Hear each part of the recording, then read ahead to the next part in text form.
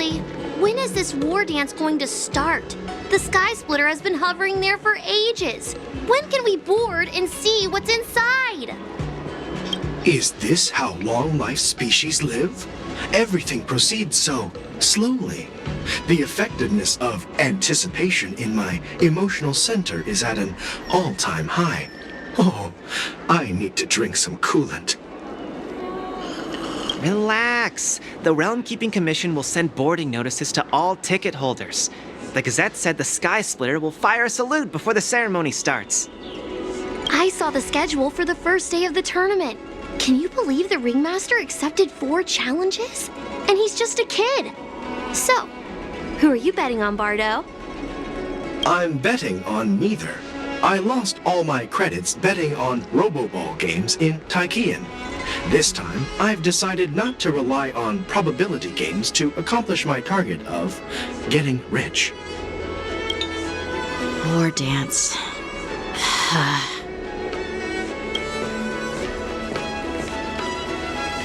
Here you are.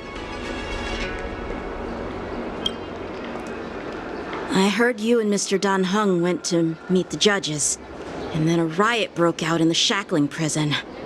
I was so worried about you. Thank goodness you both made it out safe.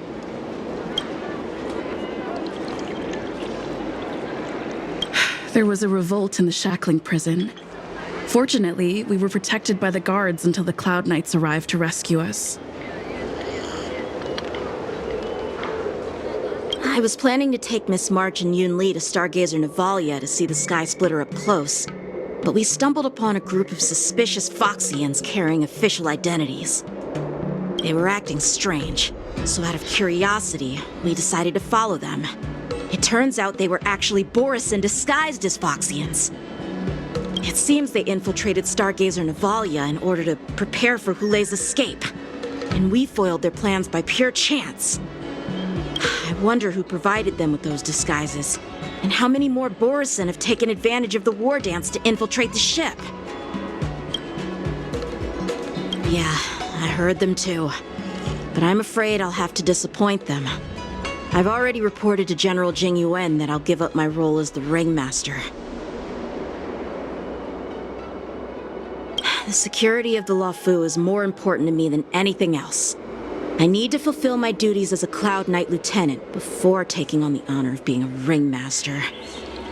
Those tourists just want to see some good sword fights. Anyone can participate in this kind of tournament. Doesn't have to be me. The real challenge lies beyond the ring on the Sky Splitter. If we don't capture the fugitives soon, Hulei will wreak havoc. Obviously, there's someone behind the scenes orchestrating this prison break, intending to spread chaos. If we fail to thwart their evil plan, what honor will be left for us to uphold? Well said. You may be tiny in stature, but your ambition matches that of the Yao Qing's warriors. Hey, this has nothing to do with my height.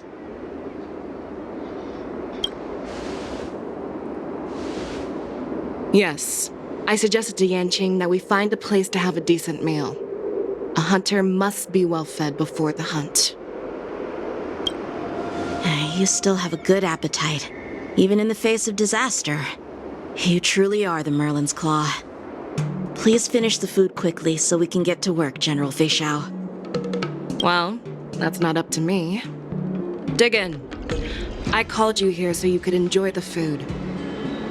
Me? This isn't the time for a leisurely meal, and this is way too much for me. Oh. You'd give me time to enjoy a meal, but not yourself? Ever since you encountered those Borisin spies, you've been so busy that you've hardly eaten anything. You can't defeat Hulei on an empty stomach. Take your time. Enjoy the meal and calm yourself. Hulei's whereabouts are still unknown, and they've even taken Mr. Zhao Cho hostage. The longer we wait, the more complicated the situation becomes. Zhao Cho always said I'm the most impatient person among the Cloud Knights, and I can't argue with that. So, there's no reason for you to be more anxious than me. I've fought against Borson abominations for years, and I know their ferocity and cunning well. The Borson were clearly well prepared for this prison break, and now they are staying in the shadows. They have no reason to rush out into the open. When facing cunning and ferocious prey, the hunter must be more patient, biding their time to seize the golden chance for a decisive blow. Once Hule loses his patience and reveals himself, that's when we'll strike. But when will that time come?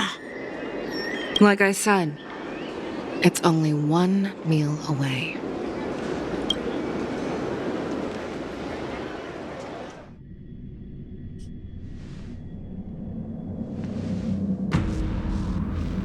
General Hua Yan, the Skyfaring Commission has finished its preparations. Do you have any other instructions? Representing the consensus between the Merlin's Claw and the Divine Foresight, I'll step in as the temporary commanding officer of the seat of Divine Foresight and oversee the 6 Commission's affairs on the Luofu. What is the situation at the Shackling Prison? Hule made a quick escape and even sealed the gates of the prison. As of now, the Cloud Knights have re-established contact with the staff inside. The good news is the 2 Nameless who were trapped in the Shackling Prison are safe and sound. I know I shouldn't use the word great given the current situation, but I'm relieved that she and Dan Heng are safe. We've lost contact with one of the messengers from the Xianzhou Yaoqing. The Borison have likely taken him hostage. Don't worry, Yuko. Fei Shao is leading the wolf hunt operation, and you know how capable she is. I have no doubt about General Fei Shao's capabilities, General Hua Yan. I'm more concerned about the Wardance. According to the plan, the ceremony will begin in 6 hours. The Sky Splitter will be activated, and all visitors will board the ship to watch the contest. But now, with Hule's whereabouts unknown, everything is filled with uncertainty. March is right, Grandpa. I heard the escaped prisoner from the Shackling Prison is beyond formidable. In case anything goes wrong. So, Yun-Li, what do you think we should do? Well, I believe we should declare martial law and allocate manpower to search for the escaped prisoners. And as for the Wardance, it's better to announce an indefinite delay for now. Your plan sounds solid, but unfortunately solid plans rarely get a chance to be implemented. I believe there are at least 2 parties who won't accept your approach. The first are the many travelers who have come all the way here for the Wardance. If we declare martial law now, it's like declaring that the Luofu isn't safe. How do you think the outsiders would react? They'd be terrified, and chaos might ensue. The second party is the staff of the Xianzhou Luofu's 6 commissions. They've invested a lot of resources and manpower into organizing the Wardance. Suddenly suspending it indefinitely would create numerous challenges for them. But of course, not everyone disagrees with your idea. Really? The mastermind behind this incident would fully support your opinion, presumably. Hule's escape and your discovery of Borison's spies at Stargazer Navalia. Even a child could guess that these events were orchestrated. The fugitive is just one piece in the game. The one controlling the pieces wants to spread chaos and suspicion among the people on the Luofu. If we declare martial law and postpone the Wardance, we'll fall into their trap and instill fear in people even before Hule actually does anything. So what do we do? We'll search for the prisoners while maintaining order on the Luofu, acting as if nothing has happened. As if nothing has happened? Yan Qing said he'd assist the generals. and now he's nowhere to be found. With the host ringmaster gone, how are we supposed to act like nothing has happened? That's why I called the two of you here.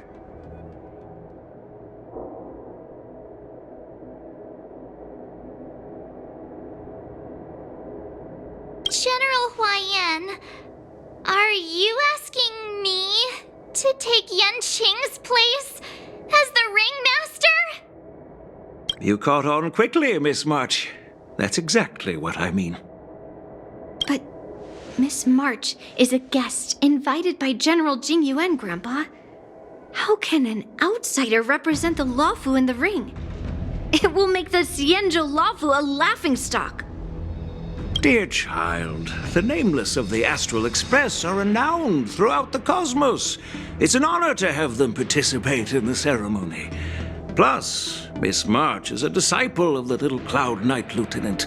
How can she be regarded as an outsider? We can't afford to have any problems during the Wardance.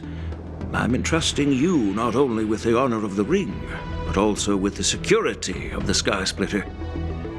Yukong, please explain to them the rest of the arrangements.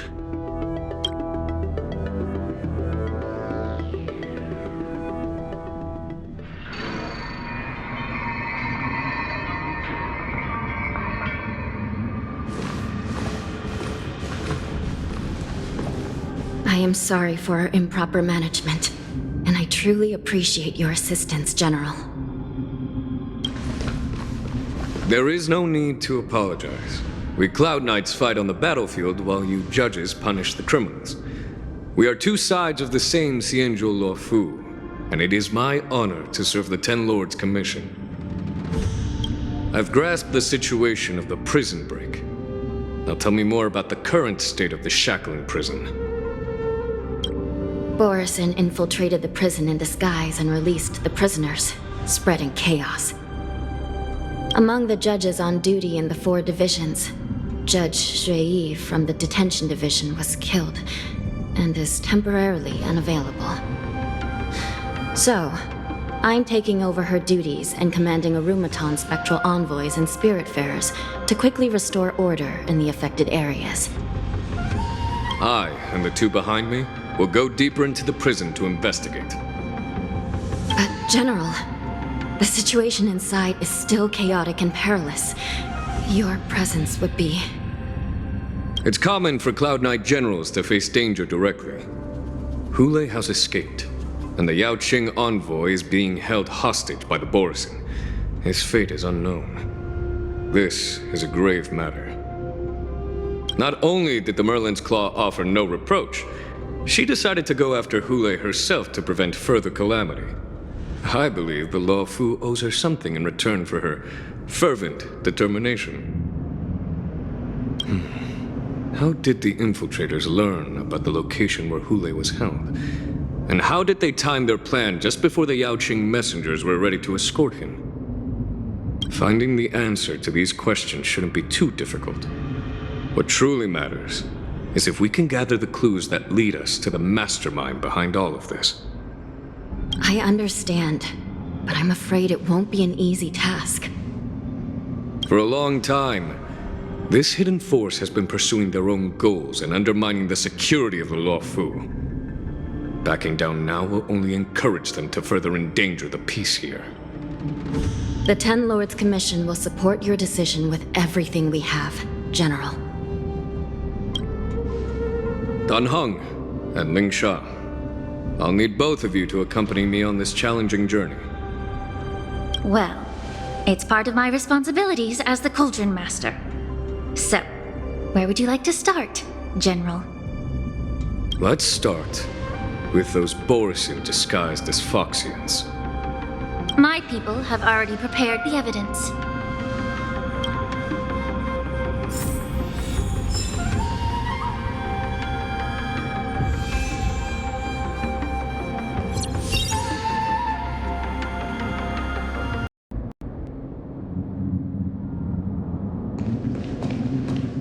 According to Lieutenant Yanqing's report, he stumbled upon a few suspicious Foxians at Stargazer Navalia. After following them, he discovered that they were actually Borson in disguise. This is one of the bodies. Looking at him now, it's hard to imagine how he transformed into a Foxian. My alchemists detected some complex ingredients in his remains, which might explain how these Borson were able to disguise themselves as Foxians. Simply put, Foxians and Borson share a common ancestry. Although they look completely different now, there isn't much genetic difference between them. This medicine allows Borson to temporarily change their shape into that of Foxians. So, in other words, if they stop taking the medicine, their true form will soon be revealed?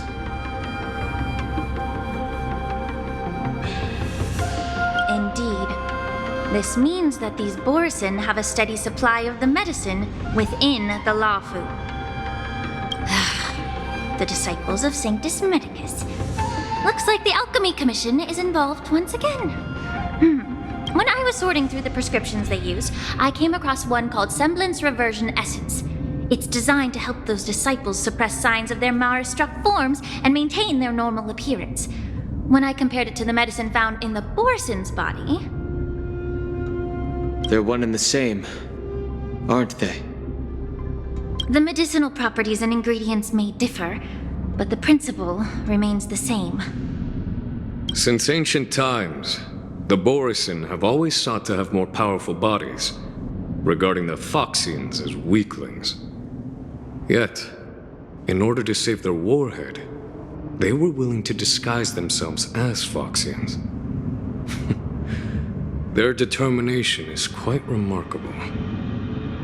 If these infiltrators rely on the medicine to maintain their disguise, then following this lead in our investigation seems prudent.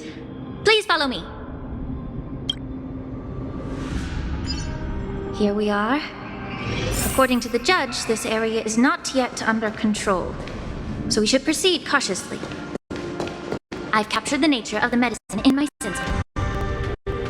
By following the medicinal fumes, we should be able to retrace the steps of the disguised Borson.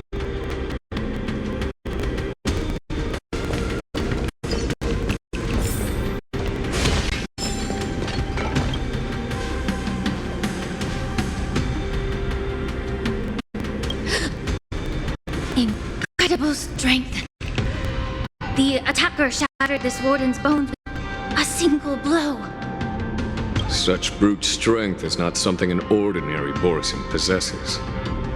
This is likely the work of Hula. If I may be so bold to ask, is this Borson truly that formidable? I have lived a bit longer and engaged in a few more battles than you, Miss Lingshaw. To the Alliance, Borson have always been the most formidable adversaries. And Hule is a monster feared even among his own kind. With his strength, Hule united numerous Borson packs, forming a grand army of abominations of abundance. They constantly pushed the Alliance's armies into perilous positions. Over 7 centuries ago, I followed my mentor on a campaign against the abominations, and I personally witnessed the devastation on the battlefield after Hule appeared. Even with medicinal pellets that suppressed the fear caused by his lupitoxin, countless Cloud Knights succumbed to panic in the face of his murderous aura. They couldn't even raise a hand in resistance. If the former sword champion hadn't immobilized Hule with her Frostblade, the outcome of that fateful battle could have been very different. By the end of the battle, only a few of us remained. The crimson moon cast the sheen of blood on all. Everything I saw was painted dark red. If that's the case, why wasn't the beast executed instead of being imprisoned? On the Xianzhou Junin, the judges cast those unforgivable and nearly immortal abominations of abundance into the eternal flames of the stars, reducing them to ashes.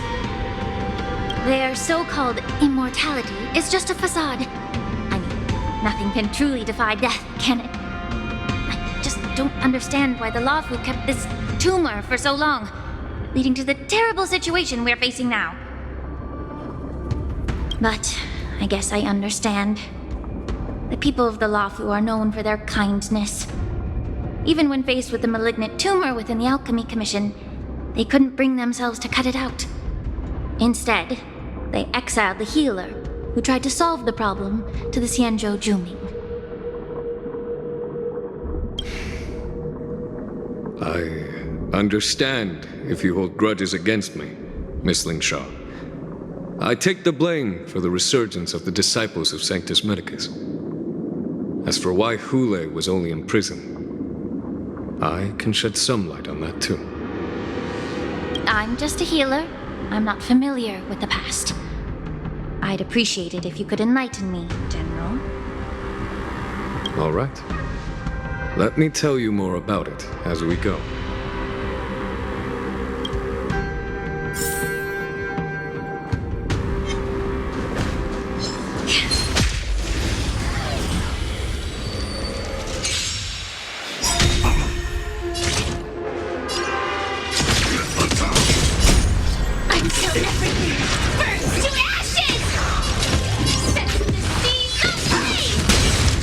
Get messed up.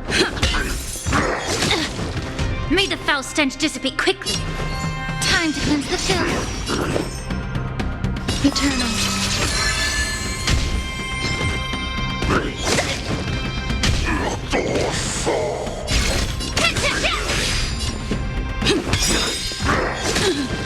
Allow me to be of your body and mind.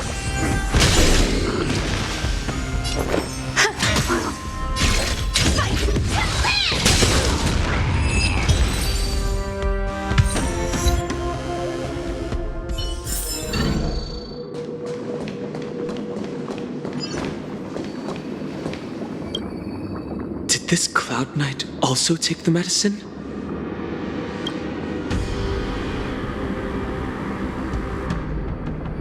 No. This is a Borisin in disguise. A guard killed him before he could return to his original form. All these Borisin are dressed in official attire. Besides the Cloud Knight, there were also 2 Borisin disguised as members of the Skyfaring Commission and the Artisanship Commission. Whoever is providing them with official identities must hold the position of power. Let's search elsewhere.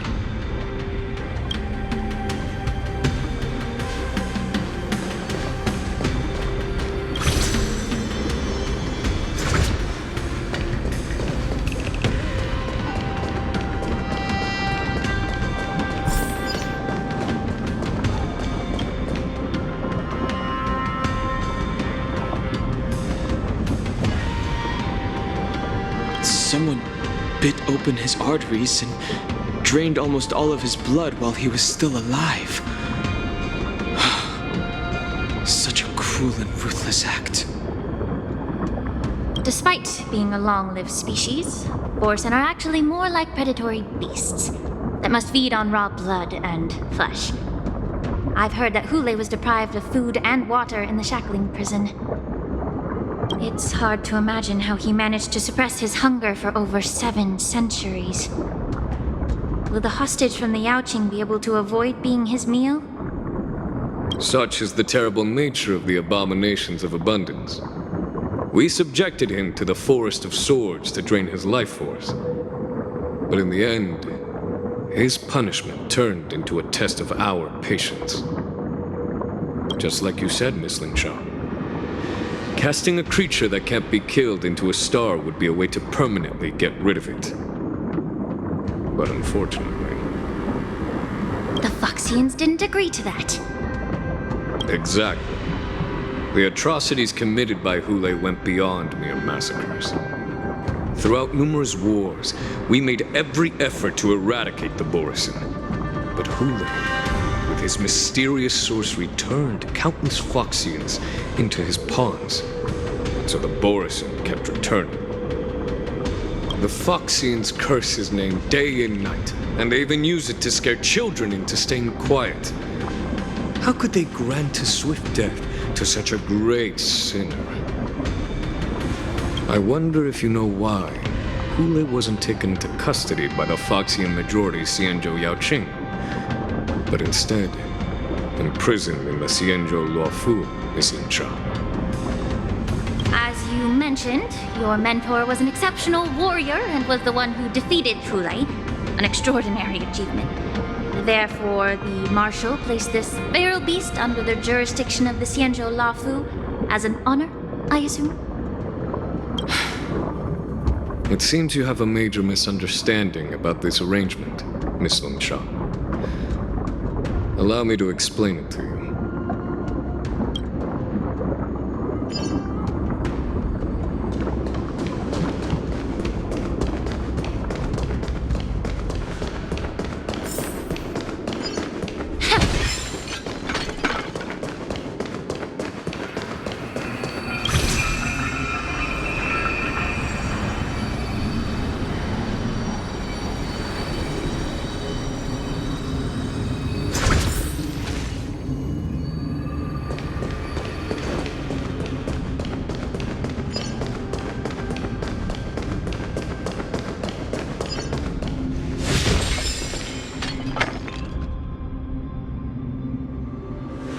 Yanqing told me that an IPC ship was attacked by Borison.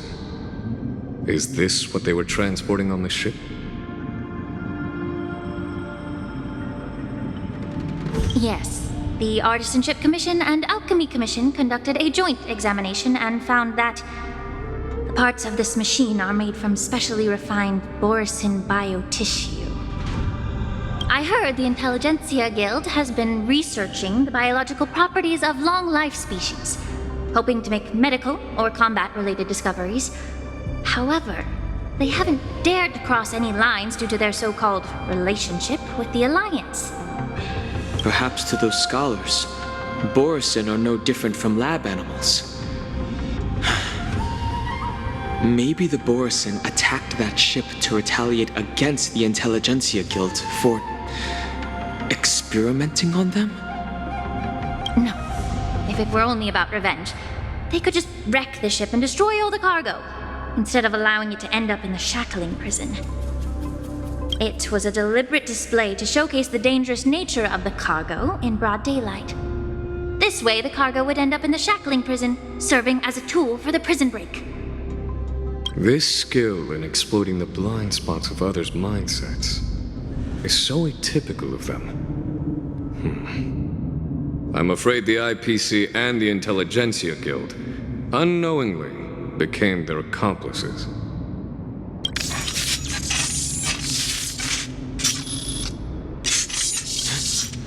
Watch out! This thing is still alive!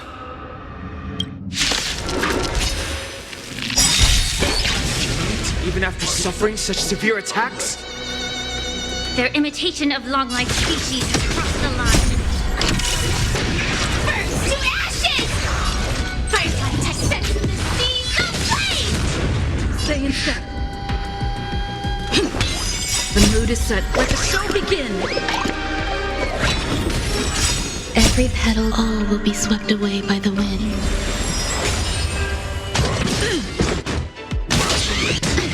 Allow me to purge the...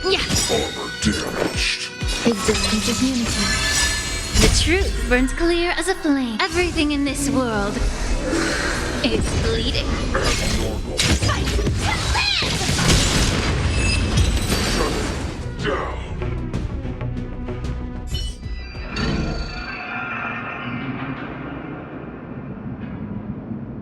You haven't answered my question about why Hule was imprisoned in the Luofu instead of the Yaoqing, General. You've been reserved in your response. Could it be that such an arrangement wasn't an honor? The reason why the Marshal didn't leave Hule on the Yaoqing lies in the very mech in front of us. Are you suggesting that there are people trying to understand Hule's secrets and use them for their own purposes? Just like with this mech? Well, I understand. I've heard that the Foxians on the Yaoqing share a bloodline with the Borson. And just like the Borson, some of the Foxians there experience an uncontrollable insanity called moon rage. The Marshal believed that this would be inhumane and no different from what the Borson did, so... Exactly. While Borson see moon rage as a blessing that unlocks their true potential, Foxians see it as an inevitable curse within their bloodline. Countless healers of the Yaoqing have attempted to unravel this mystery, but to no avail. Why can Borson control the power of moon rage? Can we Foxians break free from this curse? These questions were asked frequently. Each questioner had good intentions. But the road to catastrophe is paved with good intentions. To the Foxians of the Yaoqing, Hule was not only the warhead of the Borson, but also a monster that could be the subject of much research. Hule thus became a poison that corrupted people's minds without their knowing. That's why the Marshal decided to imprison Hule and the Luofu. It wasn't an honor, but rather a warning. Because such selfish pursuits in the name of good intentions once led to a tragedy on the Luofu that served as a warning to future generations. This edition of Imbibitor Lunae. By imprisoning Hule and the Xianzhou Luofu, the Marshal both suppressed the dangerous intentions of the Yaoqing Foxians and warned the Xianzhou Luofu to refrain from repeating its mistake. That was a necessary trade-off. The Xianzhou alliance is not solely about the Xianzhou natives. Only when all three races, Foxian, Videodora, and Xianzhou natives, form an alliance, will there be a promising future for all. Thank you for enlightening me. Was it for the same reason that you traded off my mentor to the Xianzhou Zhuming, only to stand idle and allow the resurgence of the disciples of Sanctus Medicus? You said that I couldn't bear to cut out the malignant tumor within the Alchemy Commission, but instead exiled the healer who tried to solve the problem to the Xianzhou Zhuming. But did your mentor tell you her good intentions led her to perform certain healing arts on Dan Heng, who had just finished his hatching rebirth, so that he would regain the memories of his past life? What did you just say?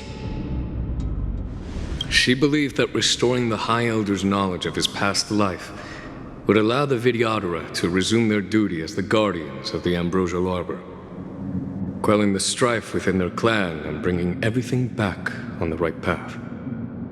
But just as I mentioned earlier, the road to catastrophe is always paved with good intentions. Since then, the 6 charioteers decided that the Alchemy Commission would no longer have a cauldron master. Until your arrival now. If that's the case, I should thank you for protecting my mentor by exiling her, General. Quite the contrary. I should be the one thanking you. Thanking me? All I ever want is to have a clear conscience. However, can long-life species truly achieve that goal in their long-drawn lives? For example, you were implicated along with your mentor and forced to leave your homeland without knowing the truth. And now, with the complicated situation in the Alchemy Commission, the Alliance has spared me a lot of trouble by sending you to handle this challenging task. Shouldn't I be thanking you instead? Your eloquence is indeed impressive, the divine foresight. You won't even leave me any excuses to hold a grudge against you. But let me make it clear. The Alliance sent me here to handle the business impartially, not to choose sides. It doesn't matter which side you choose, Miss Lingshaw. At the end of the day, both you and I stand on the side of the Alliance, don't we? Let's keep going.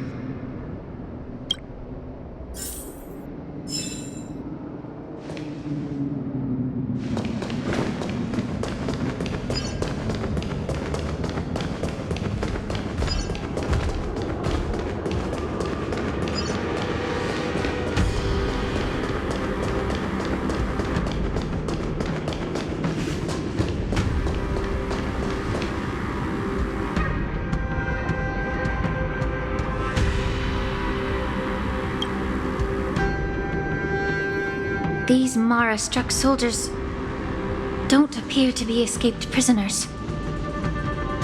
How can you tell? These soldiers are fully armed. Obviously, they didn't hastily join the battle. The messenger named Moza did say that there were two groups of attackers. And the other attackers, aside from the Borison, could hide their tracks.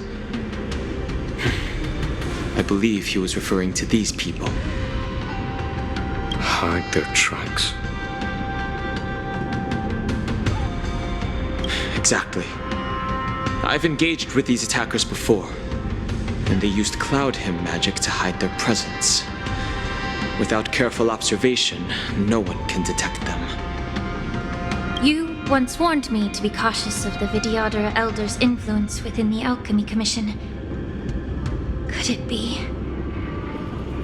What's on your mind, Miss Lingshaw?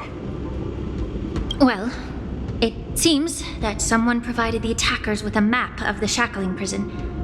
And considering the Vidyadhara's involvement in the prison's construction, it raises suspicion about their role in this. Additionally, the fact that the Borison need medicine to disguise themselves would suggest that there are still moles within the Alchemy Commission assisting them covertly. Moreover, forging official identities for the undercover Borison would require someone with significant authority. And the presence of assassins capable of using Cloud Hymn magic deepens my suspicion about the Preceptors. But why would the Vidyadhara collude with the Borison and aid in Hulei's escape? They aim to spread chaos. They believe that only in chaos can they regain their former power and influence.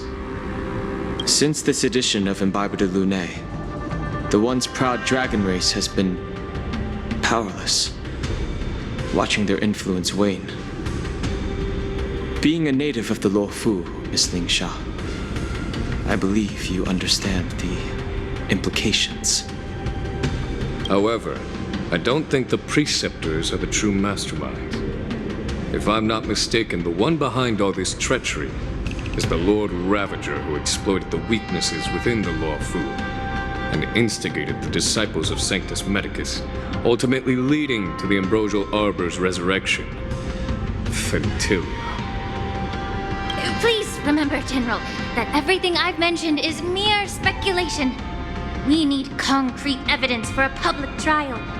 If you want to interrogate someone within the Vidyadhara's ranks, you'll need irrefutable proof.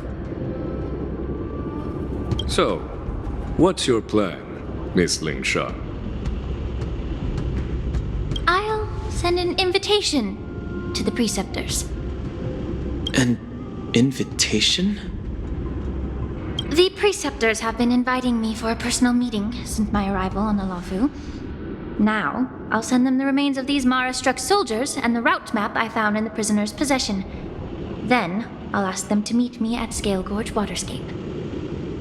I'd like to hear their explanations. Good idea. If I were to take action, it might alert the true mastermind. I trust you to handle this matter, Miss Lingshaw. The internal affairs of the Vidyadhara should remain under their jurisdiction. And don't worry if things don't go smoothly. Once the wolf hunt operation is over, the hidden truths will come to light. Speaking of the wolf hunt operation, I'm truly worried about the Yaoqing messenger who was taken hostage. Hulei was starving in the Shackling Prison for centuries. I don't know if the messenger can survive in that wolf's clutches. May Rainbow's blessing keep him safe.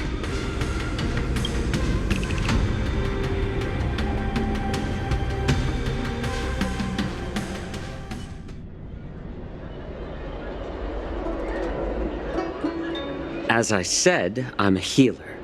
But my art of healing requires the culinary arts to be truly effective. The magic of my cauldron is its ability to make all kinds of medicines into dishes that patients can eat. When simmered and cooked together, any kind of medicinal herb or ingredient becomes a delightful delicacy. Delicacy. But isn't that just one flavor overpowering the others? Well, you have a point. Let me ask you this. If there's a fussy child who refuses to eat green peppers, what's the best way to make him eat them? Stuff the kid's mouth with the green peppers and cook him alive in a pot.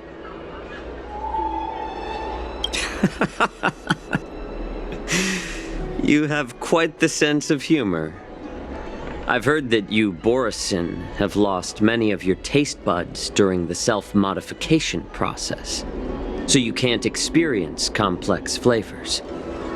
Only the saltiness of blood and flesh truly awakens your appetite. It's a shame I don't have any green peppers right now. Otherwise, I'd happily stuff them into your mouth and cook you alive in a pot. I'm just kidding. The answer is quite simple. Chop up the peppers and mix them with minced meat to make meatballs. This way, the flavor of the meat overpowers the taste of the peppers. And even a fussy child can enjoy them. Can I just boil your tongue in this hot pot? I know you're trying to buy time until someone comes to your rescue. You said that Jin Liu recently returned to the Luofu, right?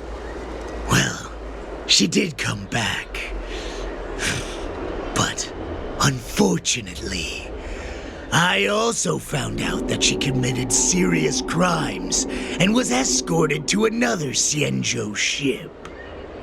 Do you really think you can delay our departure by provoking Lord Hulei's desire for revenge with your clever little tongue? You see Borisin as savages who know nothing about the Xianzhou, but in fact, we know all about your tracking tricks. Like the jade abacus you're carrying, and the side cranes in the sky. The more hope you hold in your heart, the greater your pain will be when death comes. I wonder if you can maintain your composure when I tear your throat open. His composure is only a temporary effect of the medicine. And it will wear off soon, right? Lord Hulei! Oh, you pathetic Foxians. For thousands of years, we were the ones who allowed you to live, and who granted you civilization. But in the end, you chose to betray us for the freedom promised by the Xianzhou people. But it's all right. As long as you catch the scent of your masters, you obediently return to us. No matter how far you run away.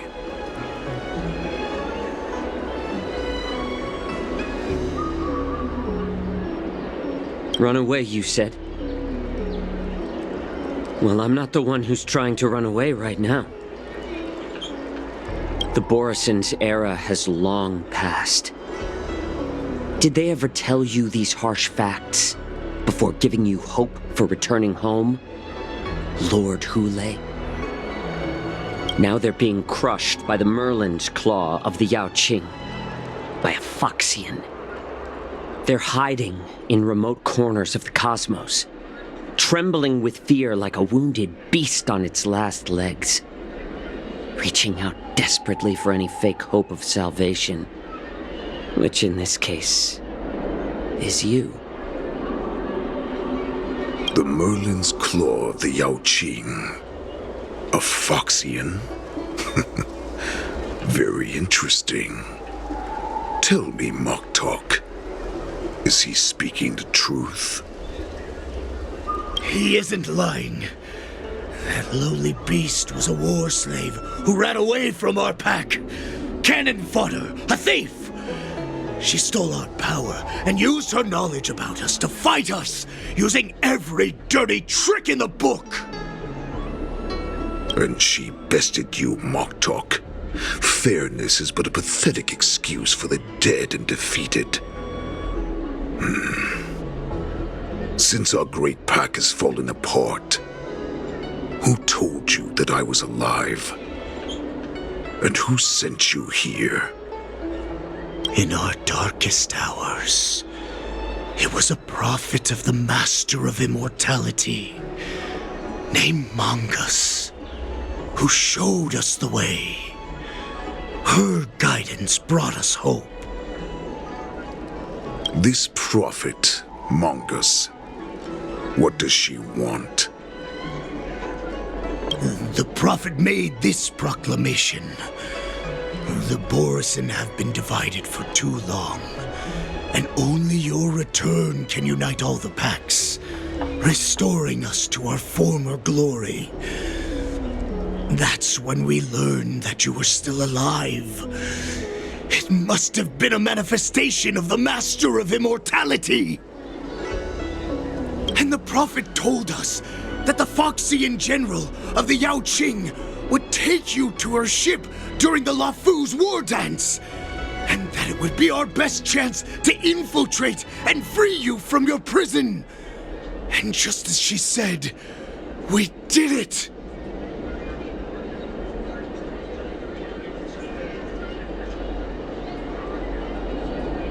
Even if you managed to set Hule free, you'd have no way to escape. We've already prepared our ships, and the prophet's prediction will surely come true. Once the news about the prison break spreads, the Cloud Knights will close all the ports. You may think you've escaped the prison, but you're just trapped in another cage, known as the Law Fu. Let me kill this unruly, lowly beast, Lord Hule! I assure you that our star skiffs will soon arrive. Right now, everyone in the Lafu is distracted by the stupid war dance, so this will be the perfect chance to escape. Once you've returned to your territory, your revenge against the Xianzhou ships will be within reach. Perfect chance to return to my weak and shattered pack at the mercy of a ridiculous false prophet and become a mere puppet in her clutches. Her plan is full of flaws. The only paths she has prepared for you are escape and death. Listen up. A wolf never allows itself to become prey. From now on, you'll follow my orders. Since you are so confident that the Cloud Knights will close the ports, Xianzhou, I'm now giving you a chance to go and see it for yourself. Go to the ports, come back, and tell me what you saw. Wait, what did you just say? But my lord! Would an alpha wolf ever listen to a cub, Moktok? No, I've never heard anything like that. I wasn't trying to defy your will. I will always unquestioningly follow your orders. I'm offering you a once-in-a-lifetime opportunity. Don't you want to run away, Xianzhou? You will come back. Because Foxians like you always obediently return to their masters, no matter how far they run away.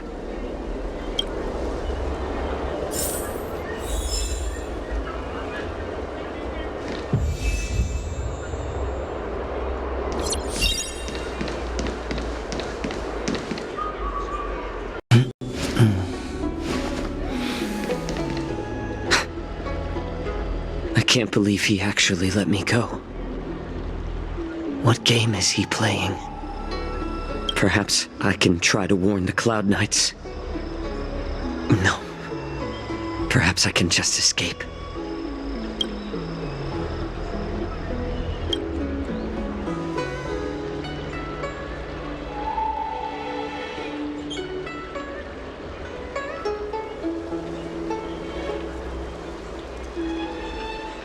Just as I suspected.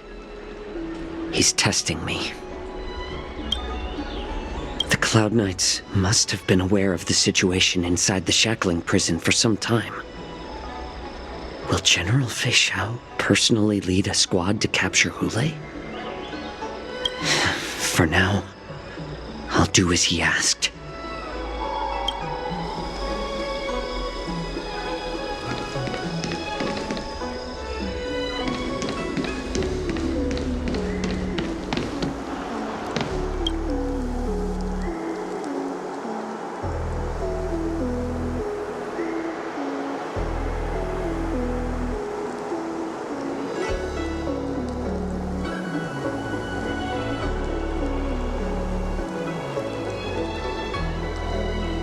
Would you like to board my star skiff?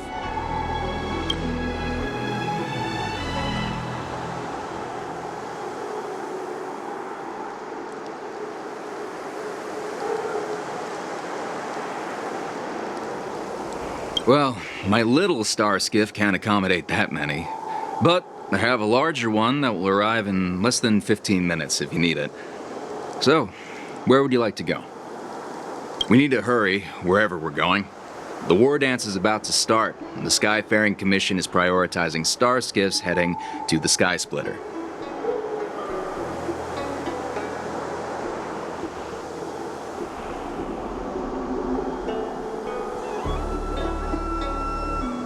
Close the ports?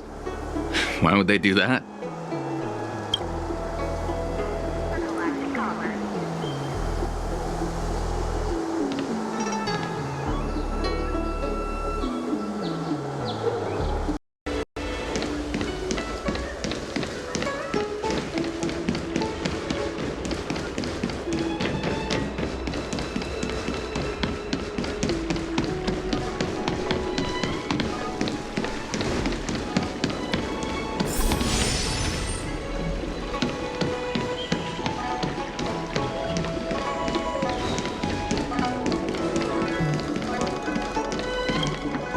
Stop asking.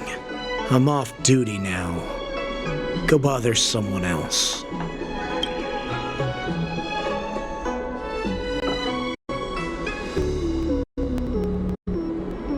Can't you just stop asking? You're not one of us, but I smell a familiar scent on you. The Warhead sent me here to check on the situation.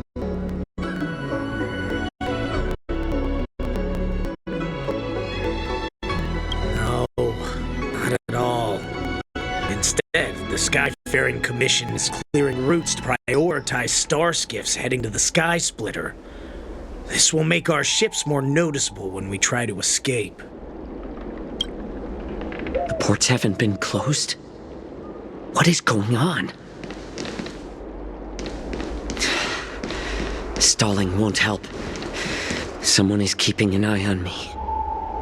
No, I can't get too far away.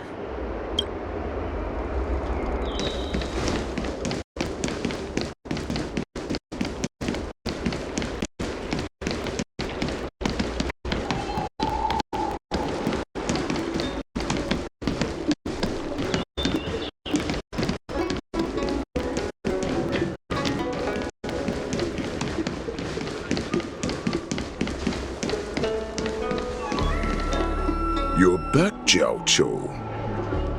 You were closely watching me, weren't you? And if I sought help from anyone, your people would kill them. Was that your plan, Hule?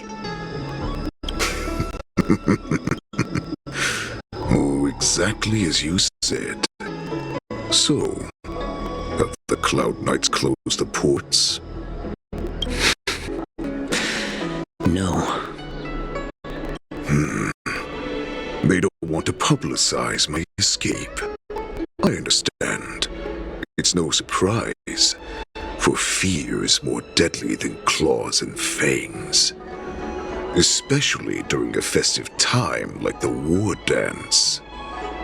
What lurks here is not a group of fugitives, but rather a pack of wolves amidst the flock. My cubs are hungry, ready to feast on flesh and blood, reveling in your fear. Your calm facade will soon crumble. I can tear through it and expose your pathetic bones any time. There's no escape from me, Xianzhou. Of course, you can try your luck and believe that your wits will save you. But remember, you're not the only hostage in this city. If you try anything funny, innocent people will die because of you. Now, let's talk about the Foxian general you serve. Moktok says she's here for me, which means she'll be hunting me herself. Before the hunt begins, I need to know my opponent. You can refuse and play tough, or you can cooperate and save us both some time, healer.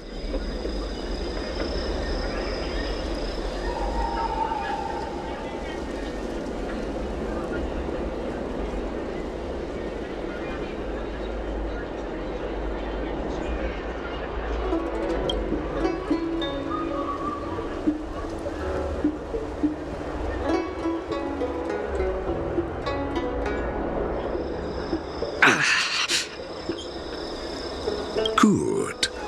At least you didn't try to draw attention with a scream. That way no one will die in vain.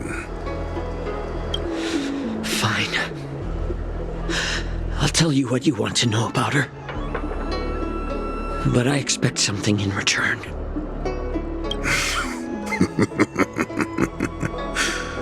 What makes you think you're still in a position to negotiate with me?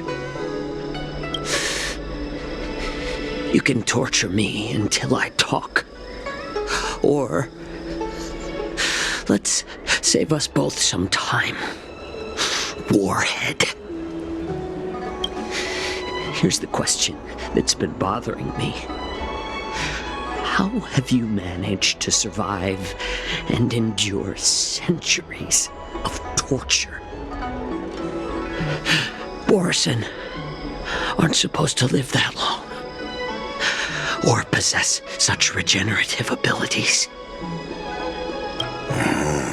So, is that why the Xianzhou Yaoqing wanted to take me away?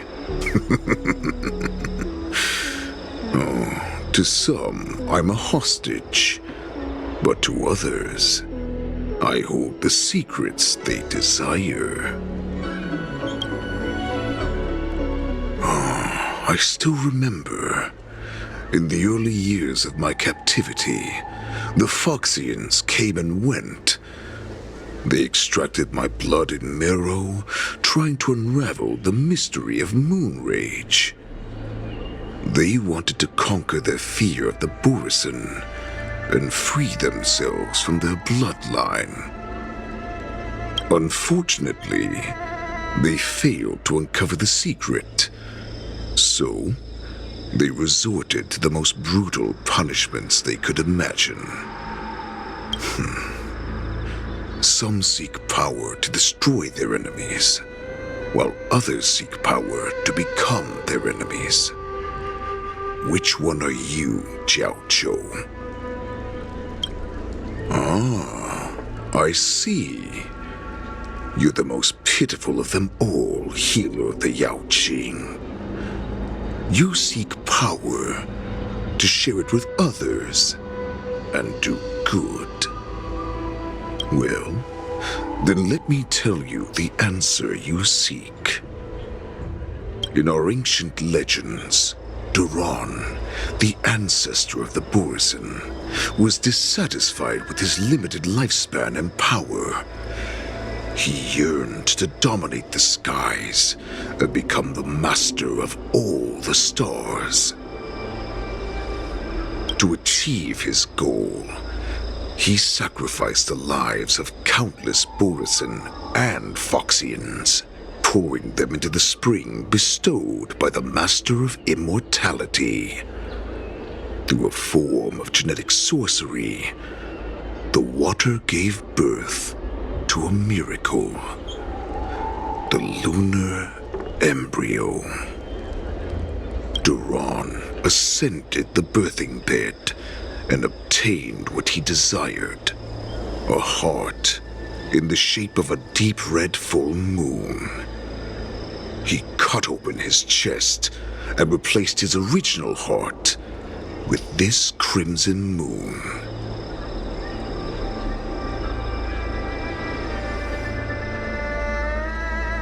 Laugh all you want, but only I know the truth behind every word. This moon heart beats within the body of every generation of the Borison warhead. In the ritual that decides the new warhead, the successor cuts open the previous warhead's chest and consumes the divine heart, thus possessing it as their own.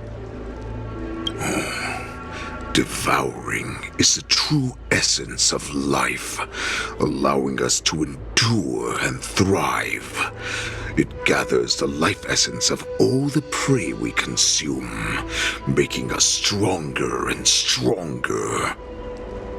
I thought all hope was lost after 7 centuries of torment.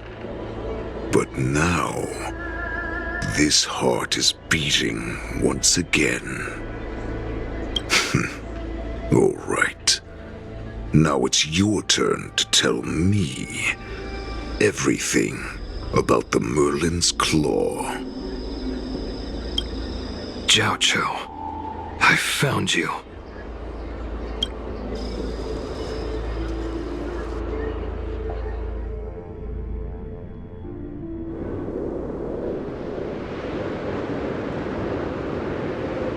I know I'm in no position to question your orders, but if I understand correctly, you already have intelligence about the Borison? That's right. My people are busy collecting clues now. What's the situation, Wadza? General, before we completely lost contact with Xianzhou, I picked up a signal from his jade abacus. It won't take long before we locate their whereabouts. If that's the case, shouldn't we immediately go there and join forces to eliminate the Borison? Why are we returning to Stargazer Navalia? Looks like your general has only taught you swordplay, not the art of the hunt. There's an old saying among the Borison. In the forest, the hunter may easily become the hunted. While we may call ourselves the hunters now, chasing them blindly will only make us become the prey.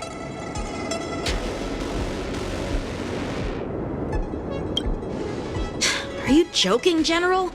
He's just a wolf who's been imprisoned for 7 centuries. Even with his accomplices, they're no match for us numerous Lawfu Cloud Knights.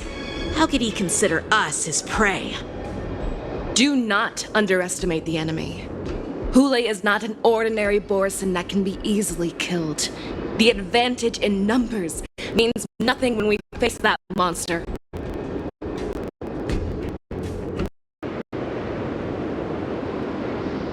A vicious beast who hasn't tasted blood and flesh in 7 centuries is now lurking on the streets of the Lawfu right before the Wardance. This is what makes the situation treacherous and unpredictable. To him, the lives of ordinary people are just meat, ready to be devoured at any moment. Exactly. That is why we must succeed in our first strike, or the situation will spiral out of control. You've heard of this military tactic, right? When you surround your enemy, leave one side open for them to escape. A skilled hunter must be be well prepared, waiting for the prey at the most advantageous position.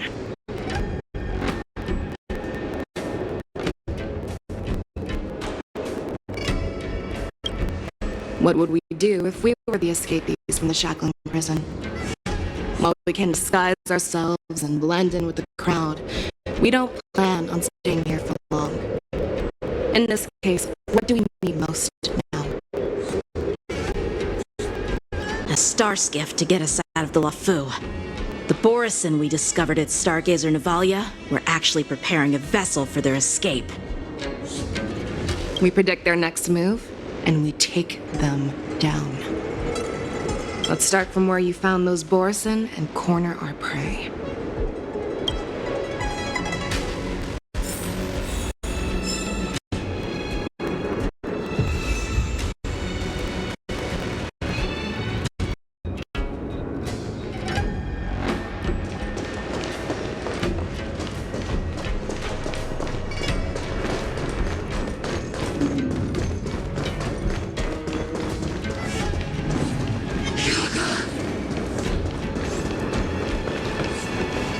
This is where we ran into the Borison last time. And it looks the same as usual. Because I blocked all the relevant news to make it seem as if nothing had happened.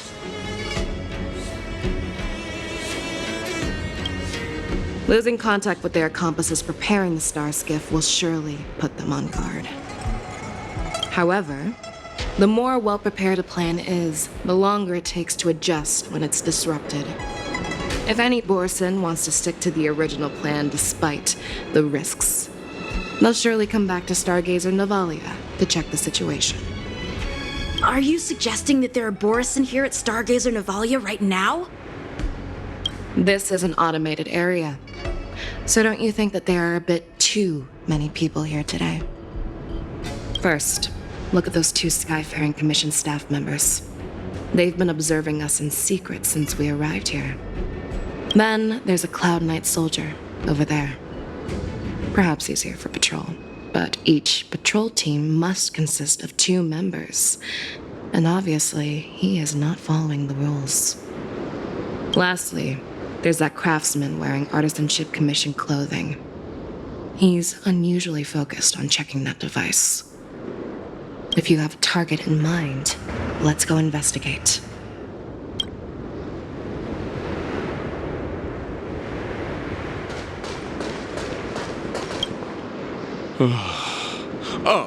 Lieutenant Yanxing and General Xianzhou? You're aware of the Borison prison break, right? Yeah, I've received the news, and I'll be on the alert. Looks like you've been keeping an eye on the Sky Splitter. Have you noticed anything unusual? No, everything is normal on the ship. Nothing out of the ordinary. This is not a location for a Cloud Knight on guard duty, is it? Well, this spot offers a great view. Are you here to keep an eye on the Sky Splitter? Yes. You've been observing the Sky Splitter for a while. Have you noticed anything? Honestly, just watching the ship from here isn't too thrilling. I wish I could go on board and witness Lieutenant Yanxing's contests. Speaking of which, Lieutenant Yanxing, aren't you supposed to be on the Sky Splitter? Is it all right for you to be here instead? Thank you for your concern, but I have more pressing matters to attend to.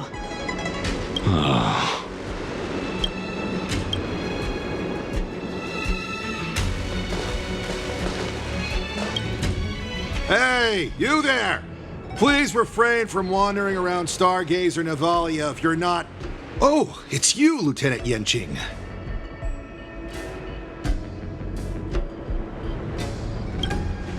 No, not at all. Actually, I'm here to address a peculiar issue. A peculiar issue? Yeah, we've had some unscheduled star skiffs being constructed at this dock in Stargazer Navalia. Could there have been an error in the production planning for the assembly line? This is just weird. I thought all the pending star skiffs from before the Wardance had been scheduled already.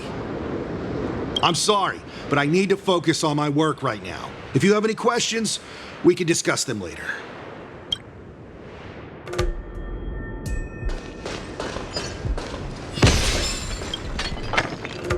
Who are you? Don't you know that Stargazer Navalia is on lockdown now? Hey, chill out.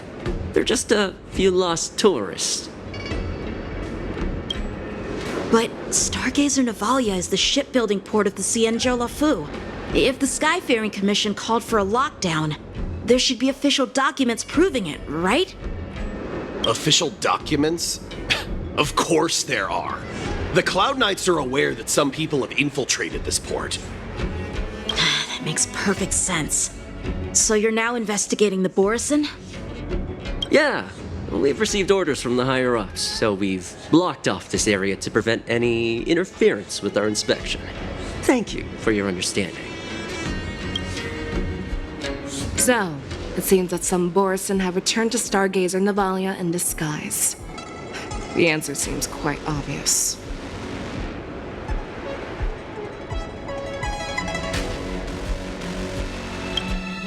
That's my suspicion as well.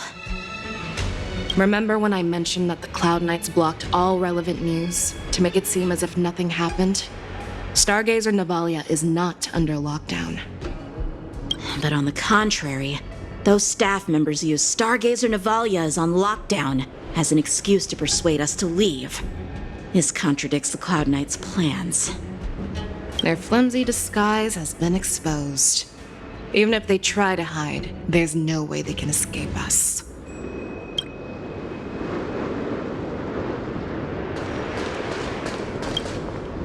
Why are you still here? As I said, Stargazer Navalia is on lockdown now. No, I never issued such an order. Who are you? Perhaps you haven't met me on the battlefield, but I am certain you've heard my name. Now I'm asking you a question, so answer me. Tell me. How many more of your comrades are here? Where were you planning to meet Hule? This woman, she's the general of the Yaoqing. What are you still waiting for? Attack her!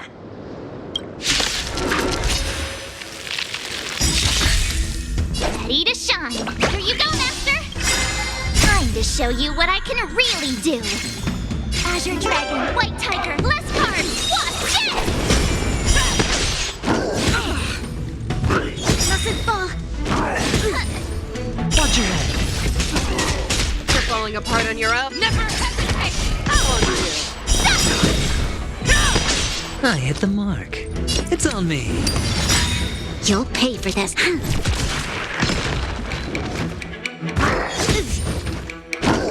That's better.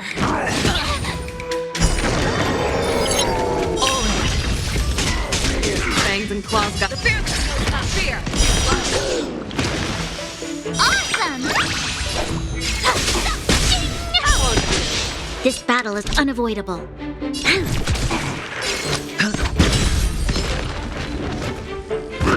Mustn't fall. Lend me your strength. Show me. Never hesitate.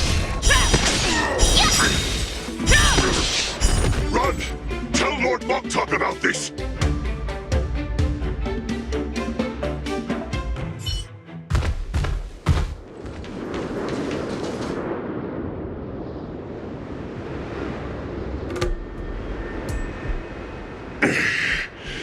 Why don't you kill me?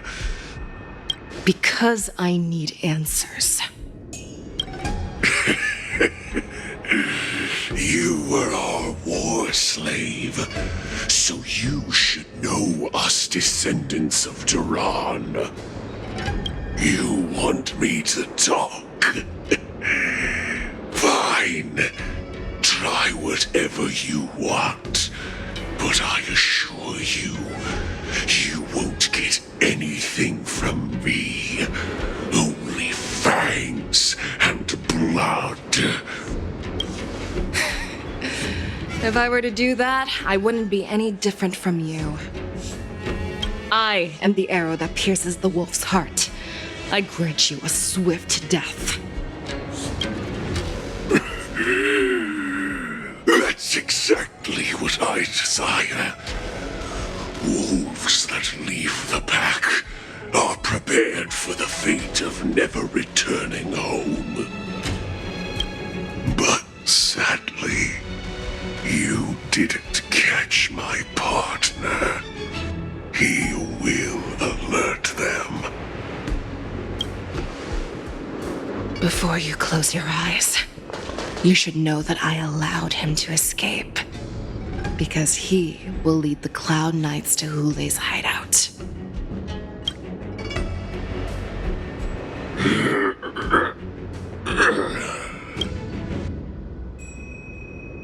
Is this how you leave one side open?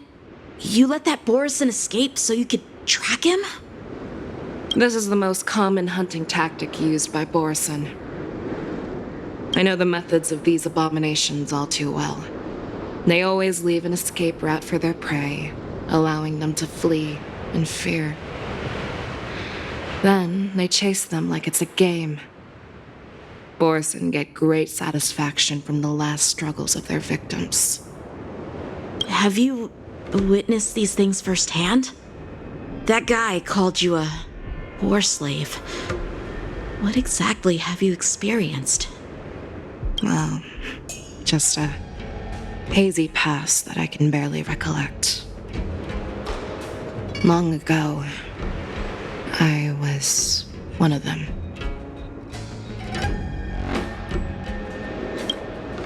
Not all Foxians are lucky enough to be born on a Xianzhou ship. I grew up in one of the worlds where Borison roam, known as the Fallen Territories by the people of the Yaoqing. To the Wolf Masters, Foxians are nothing but property. Cannon fodder used to slow down the Xianzhou attacks on the battlefield. But you survived. And not only that, you became the general of the Yaoqing. If I get the chance, I'd love to hear stories of your past, General. Speaking of stories, you've reminded me that now is not the time for them. Wadza, we've sent the warning from Stargazer Navalia. What's the situation on your end? I've found them. Xianzhou is trying to stall Hule, and he signaled me to not reveal myself. Trust his judgment and keep watching. We'll be right there. I believe the warning we sent will stop Hule from attacking Stargazer Navalia. What will he do next? The hunt is not over yet. Stay safe, Xianzhou.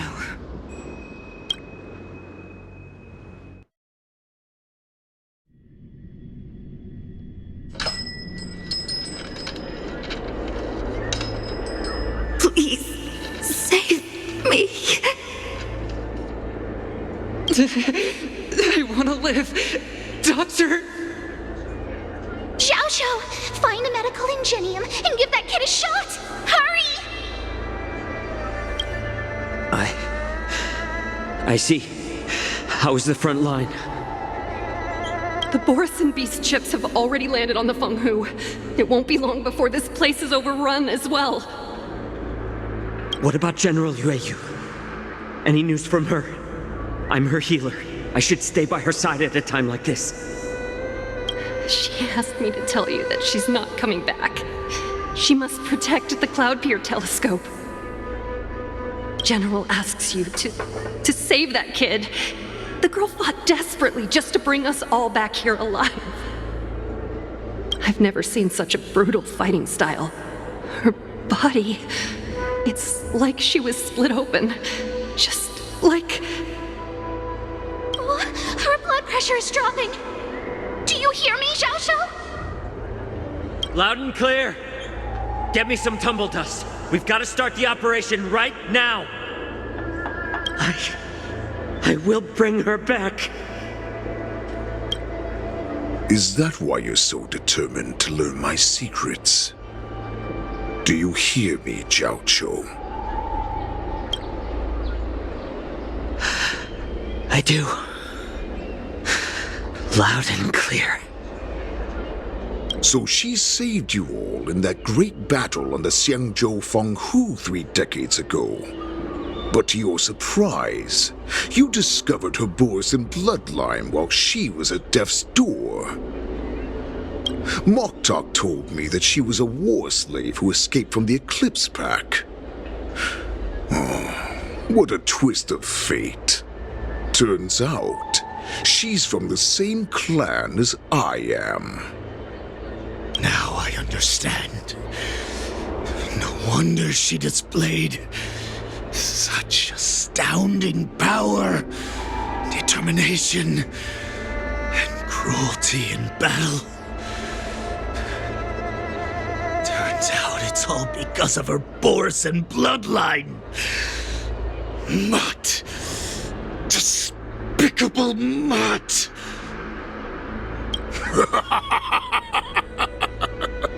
And she used the gift of her bloodline to destroy the Borson. Moon Rage, a blessing for wolves, and a curse for foxes. For Borson, to have their bodies torn apart by Moon Rage and transform into a beast is the ultimate joy. But for you Foxians with poor regenerative abilities, it means certain death. With the burning fury in her heart, that Foxian general will eventually lose her sanity and indulge in endless bloodshed. The scars on her body will not be caused by enemy weapons, but by the immense power she can't withstand. One day, she will be torn apart and die as a monster. And in return for saving her life, you intend to give everything to solve this impossible puzzle. Hule, do you know the saddest thing about being a healer? All this time, I've devoted my life to bringing back those who sacrificed their lives to monsters like you. I exhausted myself, and my hands trembled. But I believed everything I did was meaningful. But once again, they rushed into battle. And then I heard of their deaths. They died under your claws, in your jaws, amidst the flames of crashing star skiffs, and under the Lux arrow of rainbow. Like a useless idiot, I saved a fish named Life out of the cauldron called Death, only to watch it struggle and dive back into the boiling broth. So I asked myself, why were they so eager to run toward their death after they had recovered from their wounds? Why wouldn't they value their hard-won life? All the doubts left me feeling lost.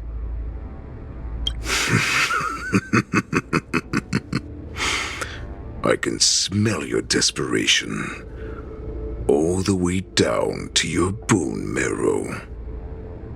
Eventually, I realized that their deaths held value. They placed the weight of their sacrifice on the living, granting us strength. With a coin forged by their deaths, they exchanged something more in return. Everything I'm doing now, following you so closely, is just for one reason: witnessing your death with my own two eyes. Even your death has value. It will pave the way for a peaceful war dance and a fully cured Fei Xiao. The thoughts in your pathetic head are hardly surprising. Did you already know this? Yes, I did. As Borisin, we understand the value of death more than anyone. And as a healer who has witnessed so much death, you won't be swayed by fear. What a shame, what a shame. Your story actually sparked a trace of respect for you in my heart. Can you even feel respect with your corrupted heart? Of course, because I caught a whiff of my own kind in you. Unfortunately, in the end, you're still just a weak fox. As the wolf's creed goes, gift the wolf a dead end where new paths arise. Raise him to a doomed fate where satiation lies. The cowards in forgotten corners meet their unworthy demise. Yet the valorous in brutal battles embrace their eternal prize. That's why I'm keeping you alive for now. I want to show you how Borisin truly respect their enemies. We will consume your flesh and blood, nourishing our own. We will crush your hopes and dreams, clearing a path for our hunt. Your feeble souls will witness a new future. A future that belongs to me. My lord, we received a message. Our arrangement at Stargazer Navalia has been discovered. We must act quickly. That doesn't surprise me at all. Moktok, what's that noise? It's the Sky Splitter. The ship that the Wardance will be held on is about to set off. The Skyfaring Commission will clear the air routes. And if our star skiffs try to escape, we'll be spotted. Calm down, Moktok. Look at you now, hiding and fearful. Where is your Borisin dignity? As I said, I'd sacrifice my dignity for your return. As long as you can come back to the Borisin Pax, there's still hope. Hope? The Borisin have forgotten the wolf's creed. Weak creatures put their hope in the strong, but the strong fight their way out. Bringing me back instead of choosing a new master only proves the decline of our pack. And as for the prophet who manipulated you into saving me, she's just a liar trying to use Duran's offspring. Moktok, let me tell you how the Borisin will rise to power. We won't hide like rats in the streets of the Xianzhou. We will be ravenous wolves, walking amongst a herd of lambs with our fangs bared. But, Great Warhead, our packs are not here. We can't go to war like this. Our packs are not here. Wherever I go, everyone is the pack. Stay away. Just don't come any closer. No!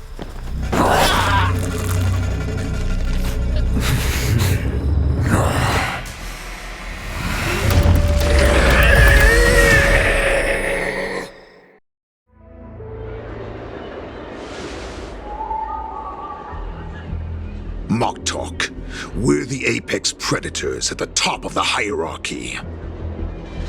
As wolves, we create fear. We don't become servants to it. If you're blind to the path, I will be the crimson moon that lights the way for you.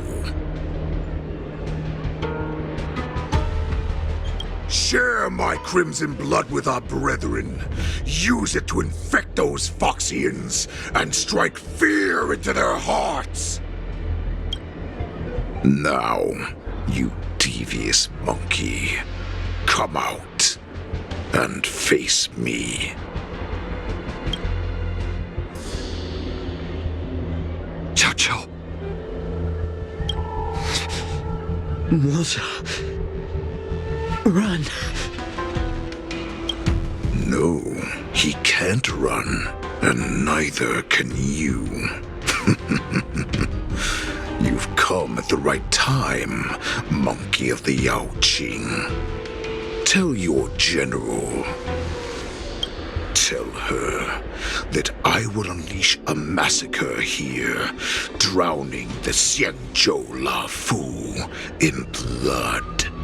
From this moment on, wolves bearing my blood will hunt on every street, feasting on the followers of that devilish archer. Follow me, my cops. We shall stride among the prey. Give the wolf a dead end when new paths arise. Raise him to a doomed fate where satiation lies. The cowards in forgotten corners meet their unworthy demise. Yet the valorous in brutal battles embrace their eternal prize.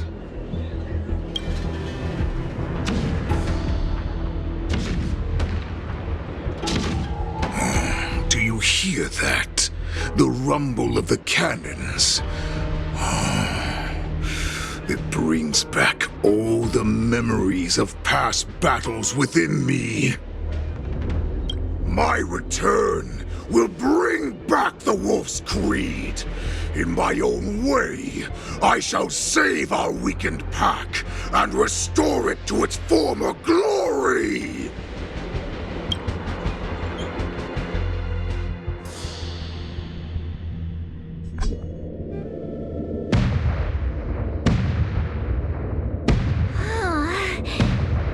The Sky Splitter's gun salute is really loud.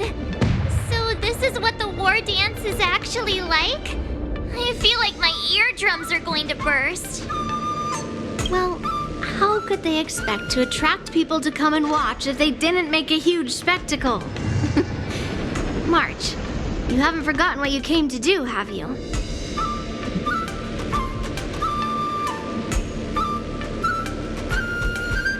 As a representative of the Xianzhou La Fu, I will defeat all challengers. That's the spirit. Sounds like you're all fired up. If you could just keep your legs from shaking so much, it would be more convincing, March. As the saying goes, the disciple takes the toil of their master. Remember, you are here under the identity of a lawful swordmaster, taking the place of your no-good master Xianzhou as the ringmaster. But what am I supposed to do if my opponent for this round is super talented and just wipes the floor with me in seconds? I'm still a beginner in swordplay. I don't know where I got the confidence when I agreed to help General Huaiyan. Come on, there's no need to worry about that. If you are defeated, then your opponent shall have to answer to me. Although, if that happens, the honor and the glory of the Xianzhou La Fu shall all be taken by the Juming. Master Yun Li, please, I'm about to compete. Can you say something that will give me a little confidence? March, think about the great storms that you, nameless of the Express, have weathered along your many journeys. There's no doubt that you have faced far more terrifying enemies than your opponents here today, right? Don't you feel a lot more relaxed looking at it that way?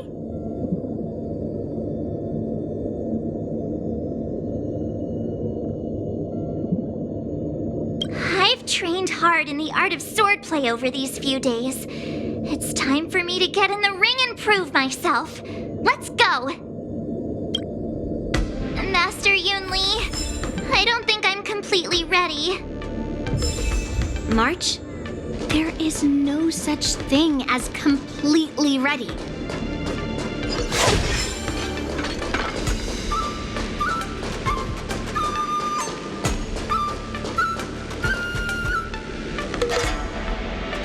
Miss Yunli, Miss March, this way, please.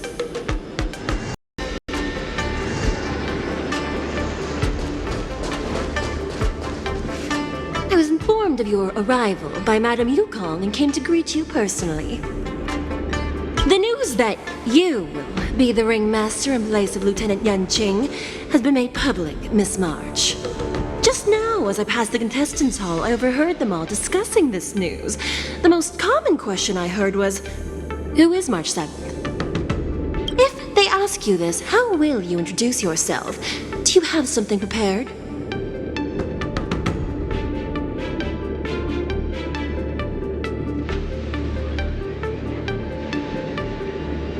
I am a disciple of Lieutenant Yanqing. That means that I'm also technically a grand disciple of General Jing Yuan. When you put it like that, I'm actually a pretty big deal. Ugh, you completely left my name out. How rude. I see you are both quite relaxed. Impressive, given the imminent danger you face. Miss Yunli's contestant information was registered for the Wardance a long time ago. However, as a last-minute entry, the Skyfaring Commission has taken care of the necessary procedures for you, Miss March 7th. Please, follow this path. The contestant hall is just up ahead. Thank you, Miss Shikwe. Come, let's take a look around the contestant hall.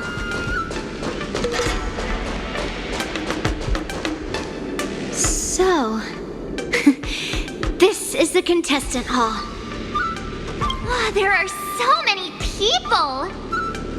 March, before the war dance begins, allow me to give you one more lesson. My grandfather always told me that a weapon mimics its master. That means that a person's weapon will reflect their habits and personality. You've seen me wield old metal before, haven't you? Tell me, what did you observe from that?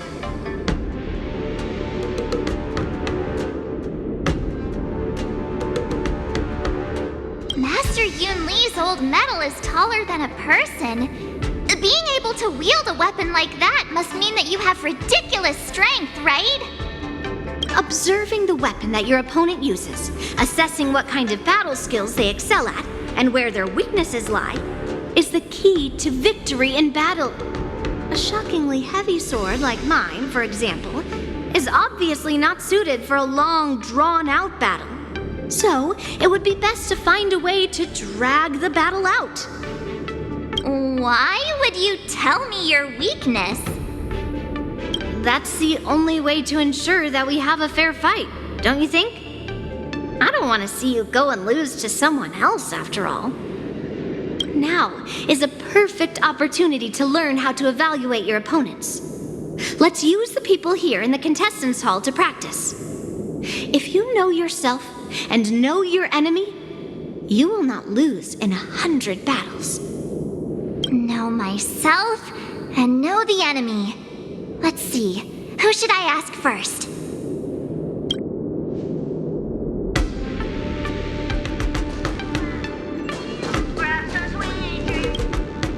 Ugh. I am not used to wearing clothes like this at all. Oh, you're March 7th. The stand-in for Lieutenant Yanqing, correct? That's right. And you are? As you can see, I am the journalist entrusted with interviewing contestants on site.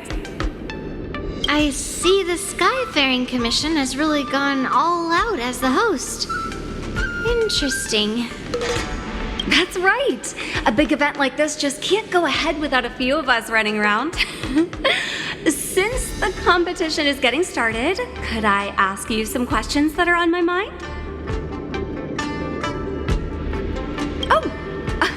Great!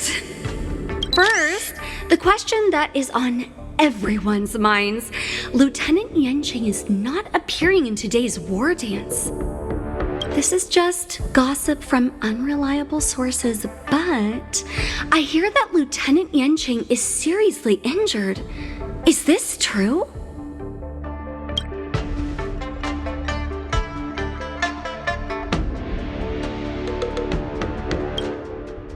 Then what is the real reason?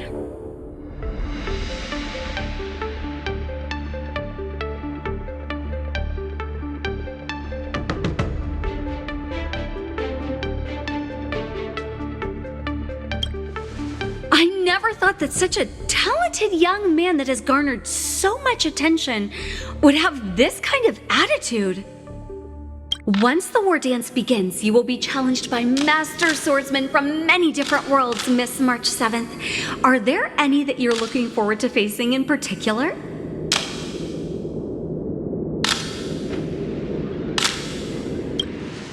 March 7th, you are quite extremely self-assured. Thank you very much for accepting my interview. Much appreciated.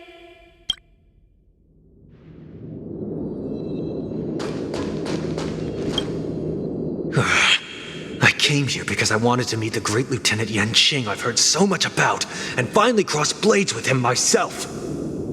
Who would have imagined that he would take a disciple and have her be the ringmaster in his place? This is no more than running away from a fight, and is a great dishonor to the Yaoqing. This last-minute replacement, March 7th, who exactly is she?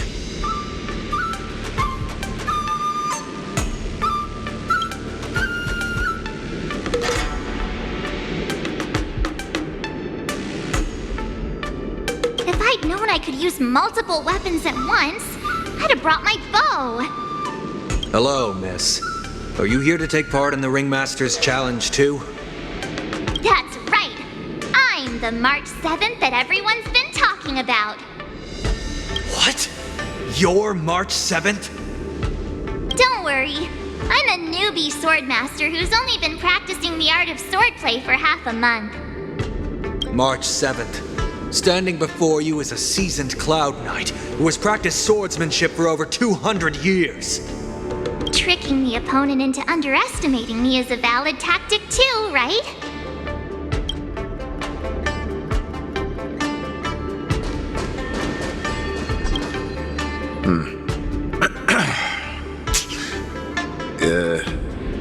Was there something you wanted to ask me?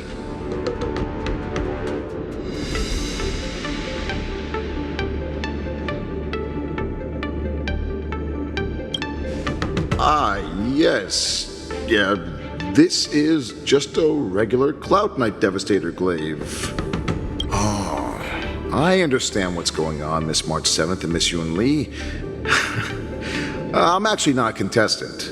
I'm just here as a security guard.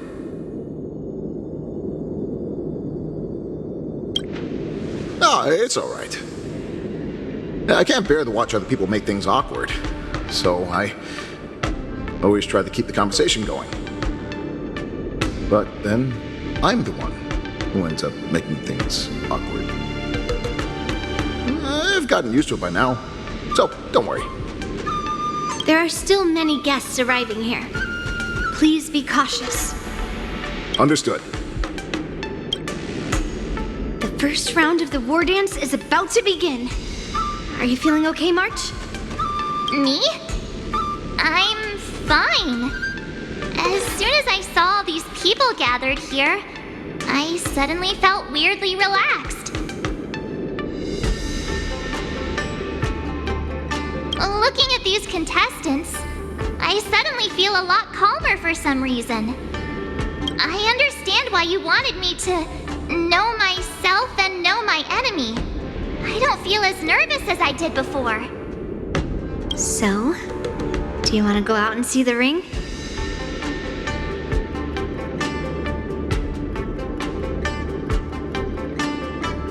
I knew it! Let's go.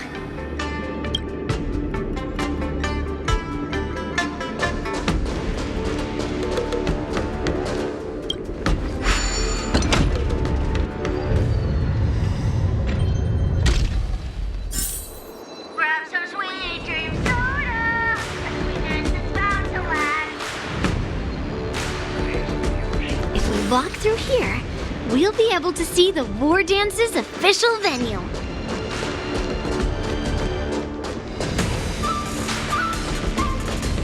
Wow, so this is what it's like from the spectator seats? Look over there. That's the ring we'll be standing on. Master Yun Li, I'm getting nervous again.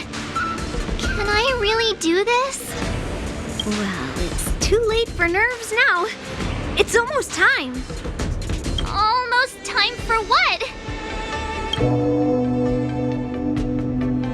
As soon as I think about the mission General Huaiyan gave me, my heart starts racing like crazy. What do I do, Master Yun Li? It's when it stops beating that we need to worry. Just take in the atmosphere and prepare yourself. I have to leave for a moment and do some inspections around the ship. This was also part of Grandpa's orders. I wonder how Master Yanqing is doing over there. Hey, focus.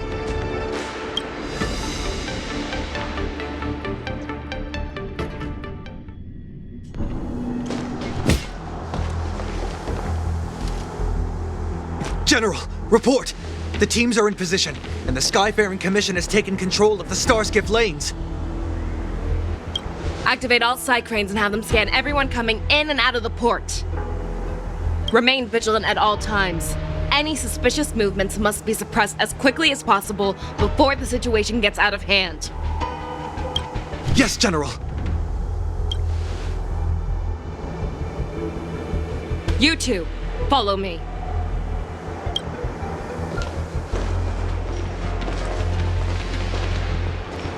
What's signal's nearby, but we lost contact just a moment ago.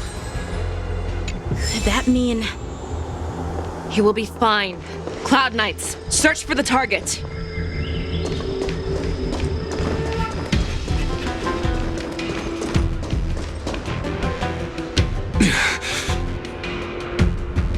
All of you, get out of my way.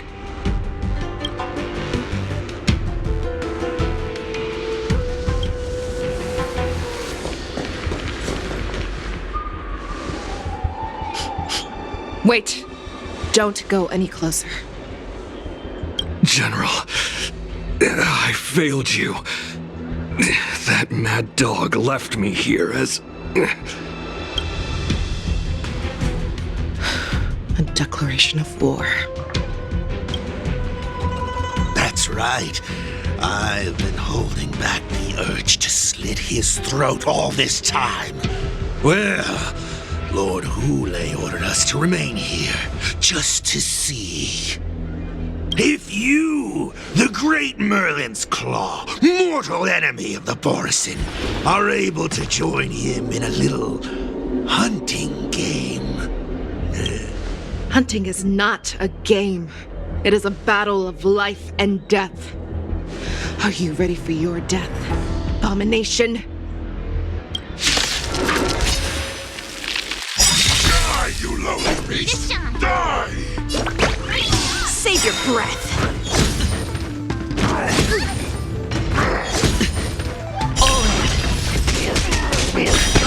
Show me what you can do. The fear is not fear. I venture forth to hunt. Forever. Triumphant! Challenge.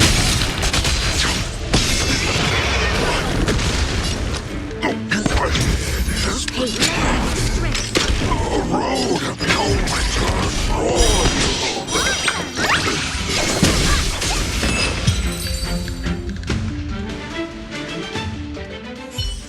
Waldza, are you okay? I wasn't able to save Xianzhou. Hule was more cunning and powerful than I imagined. Tell me, how is he planning to declare this war against me? With a one-on-one duel? Or with a hostage exchange, maybe? Hule is planning on attacking the bustling streets of the Xianzhou Lawfu. What did you just say? Impossible. Even if there are still undercover Borison that we haven't sniffed out, Hule can't have more than a few dozen people. How is he planning on simultaneously attacking the streets of the Xianzhou Lafu? He has an ace up his sleeve. Hule's body holds a plague mark passed down through generations of Borison. I've seen him convert a Foxy into a Borison wolf trooper with my own eyes. This is Hule's declaration of war. His blood. It can cause Foxians to rapidly transform and lose their minds. He has passed his blood to his minions, and is planning to spread it across the Luofu and stir up panic.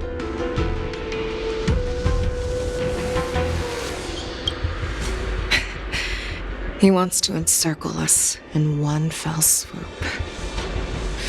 This beast is truly unpredictable. Contact the Skyfaring Commission and the Cloud Knights right away.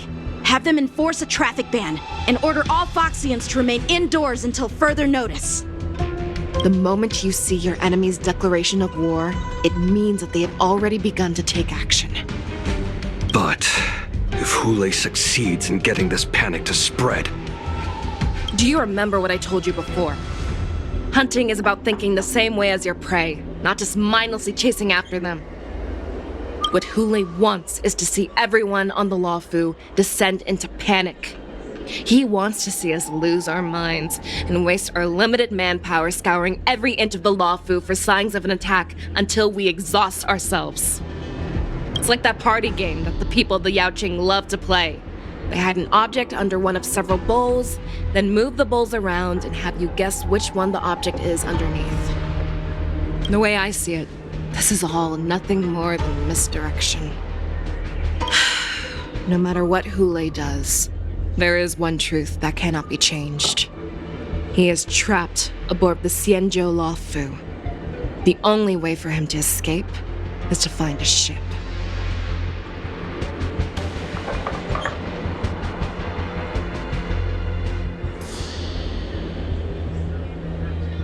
Right now, the only ship he'd be able to see is the Sky Splitter. In his eyes, that ship is full of countless hostages. That would be the best place for him to go. So, that will also be our final battlefield. But if we're wrong about this, if he goes somewhere else, or if he does as he said he would, and his minions infect the Foxians everywhere with wolf blood, what do we do then? Are we just supposed to abandon those less likely locations? This is another lesson that you must learn outside of swordplay. Weighing your options and making a decision. There are always questions that we will ask ourselves, but never be able to answer. Before making a decision, we must destroy any hesitation that we are holding on to. Once we make a decision, we must fight off any regrets.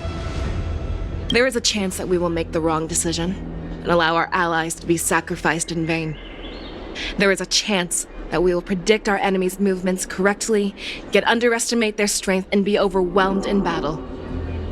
But being lost in hesitation and failing to take any action will always be more harmful than taking the wrong path. We must make a decision, no matter what.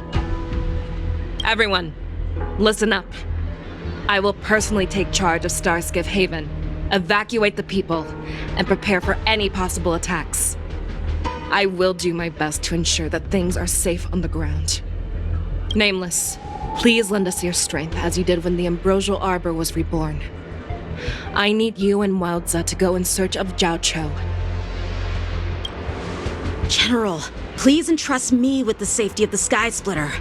I was originally meant to participate in the tournament, so now it is only right that I return to the Sky Splitter. If Hule does come to attack the Sky Splitter, Lieutenant Yanqing, I need you to hold him there until I am able to arrive. Please rest assured, General. If he dares step foot on the Sky Splitter, I, Yanqing, swear on the blade in my hands that he shall not escape.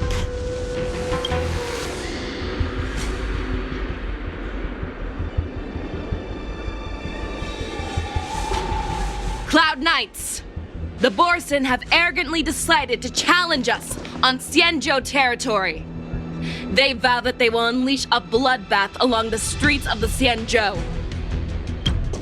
The unarmed civilians of the Xianzhou and countless visitors from afar are under our protection. Let me ask you, as Cloud Knights, will we allow the Borson to succeed with their plan? Be on your guard.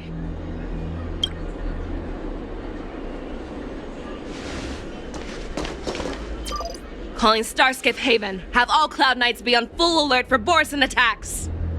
Fei Shao, the ports of Starskip Haven are crawling with wolf-like creatures. They're moving fast. Hold them back! I will be there immediately!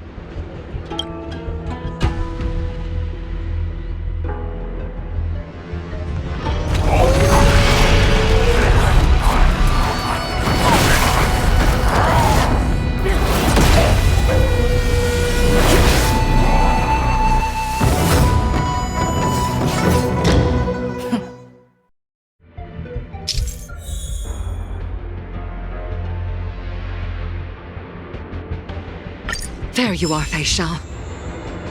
Madam Yukong! After 30 years, we find ourselves fighting side by side once more. It's been a while since I've let loose. Let's get this started. Remember, you are still on the Law Fu. Try not to go too wild.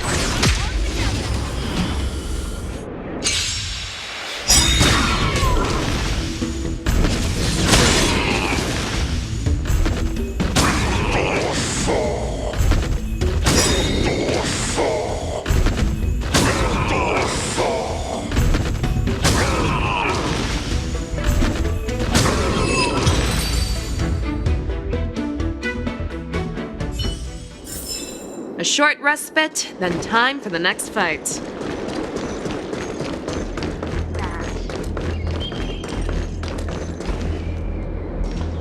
We have cleared out the enemies in Starskip Haven. But it seems that there are fierce battles being waged at both the Exalting Sanctum and Arum Alley. I will prepare a Starskiff. We cannot allow the fighting to continue. This is now a race against time to stop this farce that Hule has created. I know Xianzhou always wants me to know my limits and not get carried away, but now is the time to bring this to a swift end. Contact the Exalting Sanctum. Tell them if they see a light in the sky, all units are to retreat immediately. Madam Yukong, lend me your bow.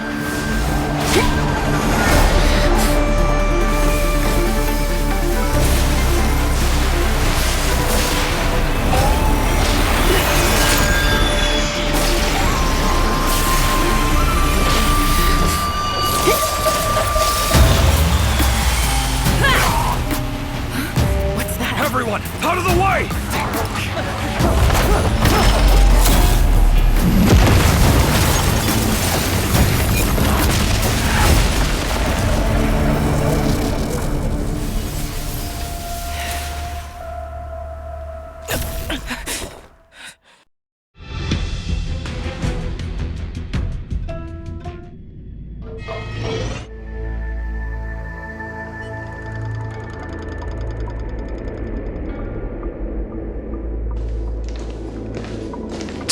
What a mess.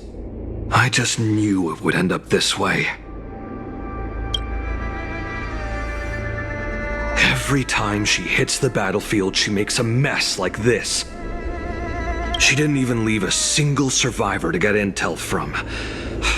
One of these men must have known about Hule and Xianzhou's whereabouts. That was one of Fei Shao's arrows. Who knows what she used as an arrow to fire all the way over here?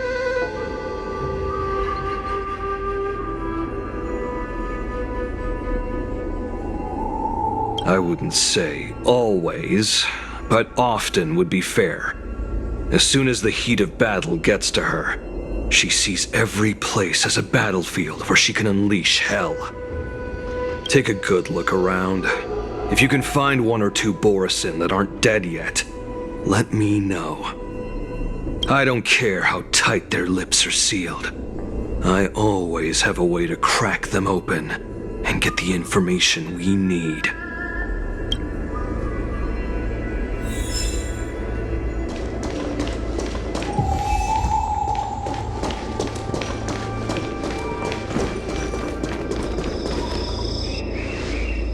What a terrifying attack. Who could have imagined that such astonishing strength would lie in the hands of a Foxian war slave? So decisive, so brutal.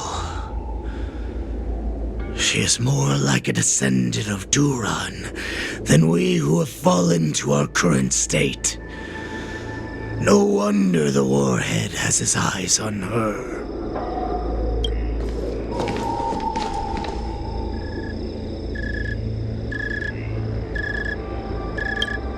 I remember you, Mock Talk. You are harder to kill than a cockroach. But the fact that you have willingly shown yourself saves us some time. It is not too late for you to surrender. Tell me, where are Hule and Xianzhou?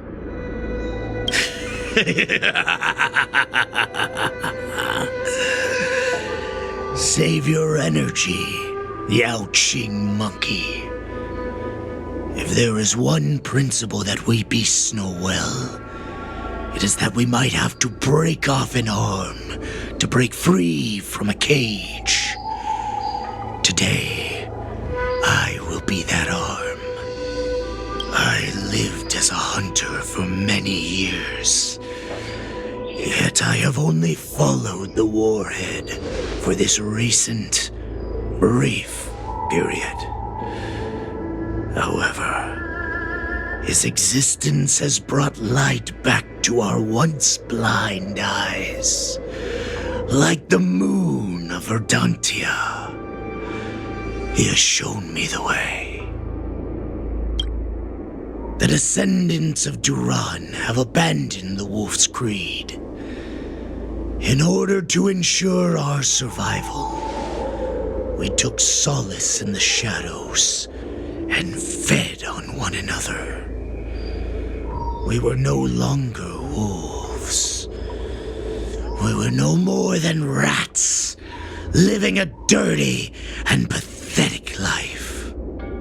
Thanks to the gift granted to us by Lord Hule, I have shared his vision and his blood. The descendants of Duran should live for the victory of the pack, and they should die for it as well. Come, Yao Qing man. Show me your fangs. We will fight to the death! How honorable, you mangy dog. But you seem to have misunderstood. There will be no fair one-on-one duel. Let's see how tough you are once we've put you down. Warhead's blood. It boils in my veins.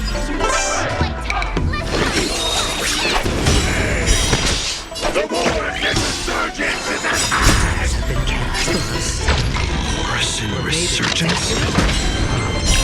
You can still pillage and murder freely, as you did 1,000 years before? Xianzhou Yaxing will ensure that this is nothing more than your dying fantasy. Fight me! Take strength like this will set me right! I venture forth to hunt forever. Triumphant!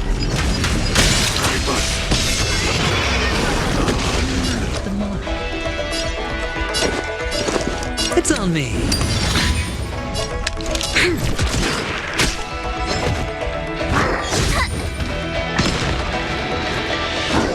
No dirty trick.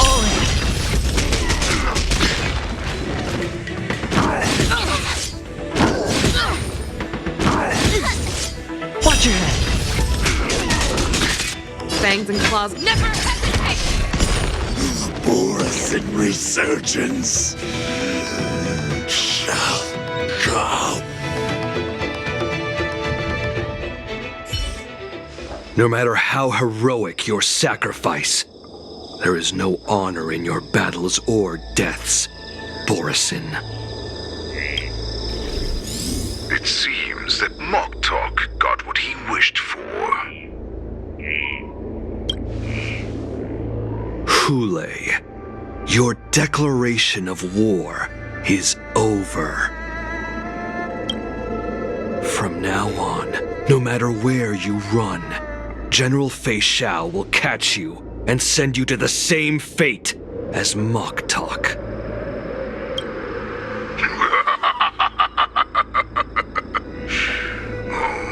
Your tongue is sharper than your claws. Don't stand in my way, child. Have your general speak with me. Our little hunting game is not over yet. Stand down, Watsa. I am here, Hule. What do you wish to say? The Merlin's Claw. Though we have never met on the battlefield, I have heard many interesting things about you from both my men and your healer. The people of the Xianzhou must be quite brave to allow a Foxian war slave with Borisin blood to ascend to the position of general. Has no one ever questioned that lineage of yours? Or could it be that your grand achievements were enough to convince everyone to keep their lips sealed? Claiming to have family ties with the enemy sounds to me like an attempt at asking for mercy. Hule, are you begging me for mercy? I see that it is not only the ruthless blood of a wolf that courses through your veins, but also the cunning blood of a fox. When you think about it, this was a gift from the Borisin. Anything that we gift, we are also free to reclaim. The Merlin's Claw.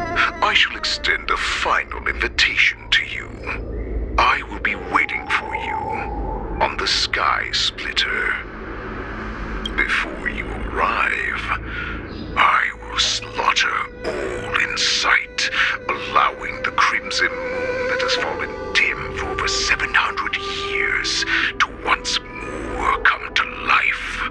I will illuminate this ship with the sheen of blood and show everyone just how weak and powerless the Xianzhou is. Then, I will pilot this ship through every blockade and barrier you have prepared and begin my journey home. This ship shall be the flagship for the Borisin Resurgence. Before I finish these tasks of mine, you have a chance to stop me or die at my hands. This is the path that I have prepared for you. I accept your challenge, Hule. Because the very moment you stepped aboard the Sky Splitter, you stepped onto your path to ruin.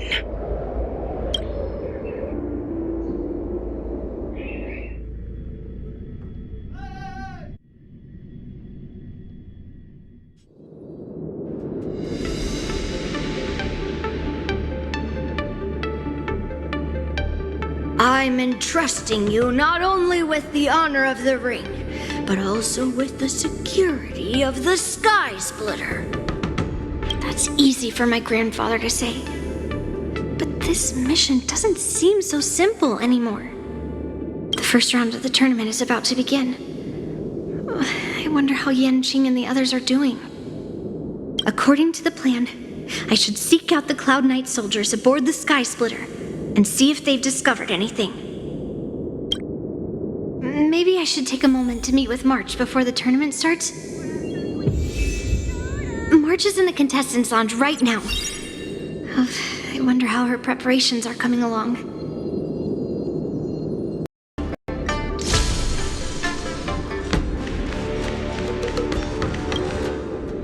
Marge, it's me, Yunli. Are you okay?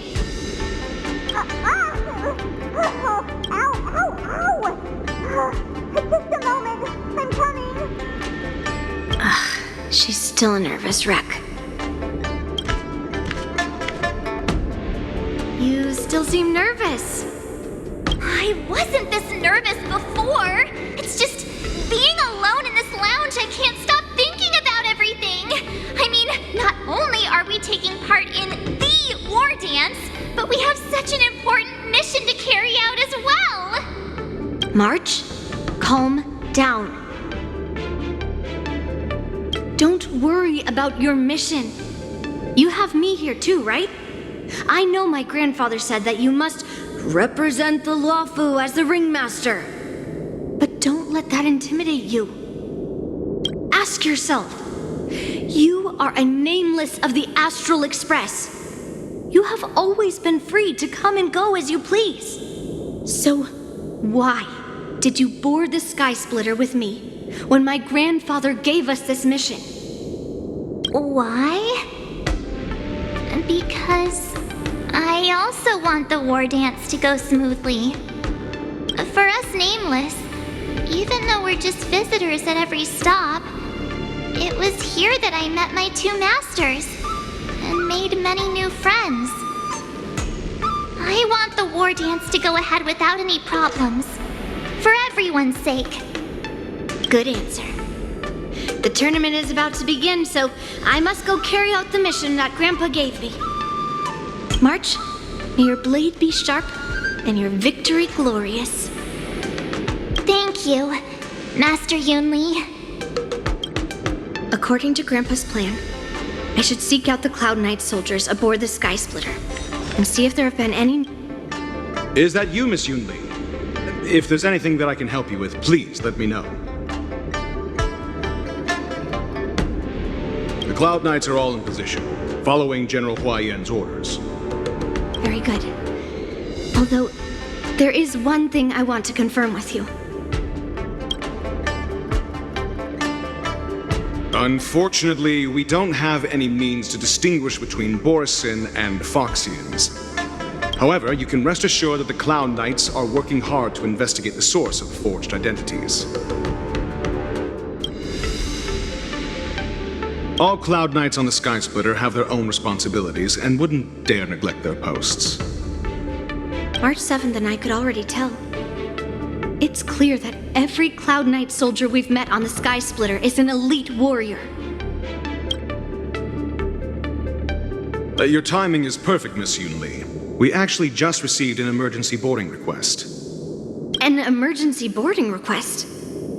It wasn't on the Sky Splitter Starskiff registry, but all the documentation checked out. Who would be boarding the ship at this time? Where are they? I'll go check it out. The Starskiff is using the contestant docking bay. Would you like me to lead the way? No need. You have your own duties to take care of. I will be fine by myself. I have to check on this immediately.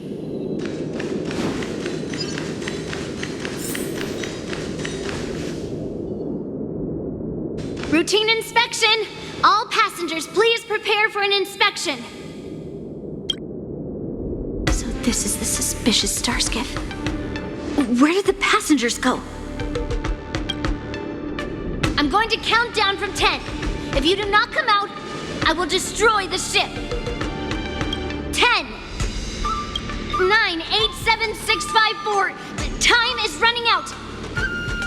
3, 2, 1. Wait a second.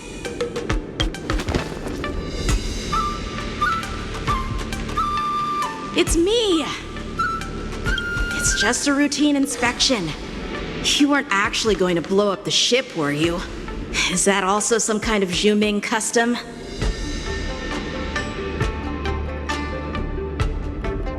That little Yanqing claim he was going to give up being the ringmaster and go on the hunt instead? Help shoulder the general's burdens? The Borisin on the ground suddenly launched an attack. General Fei Xiao was concerned that this was all a diversion by Hule, so I requested to come to the Sky Splitter and provide support. I can't believe you ended up back here on the Sky Splitter after running around all over the place. But you're too late to enter the tournament now. Following Grandpa's plan, our disciple March is taking your place as ringmaster. Aren't you proud of her? When I first heard the news, I was definitely proud, but also a little concerned. More manpower is always a good thing, since the Sky Splitter is so large. Oh, and by the way, you should know that... What's happening?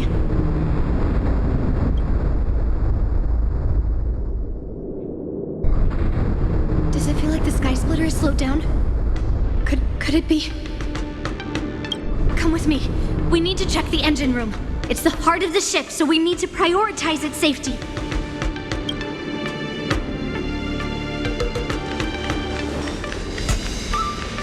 The Wardance is about to begin.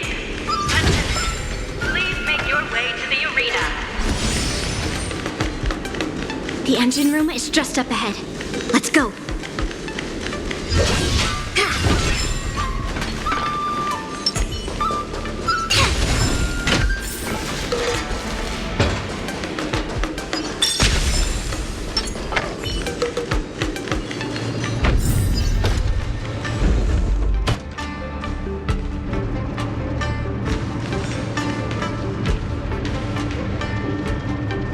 Strange.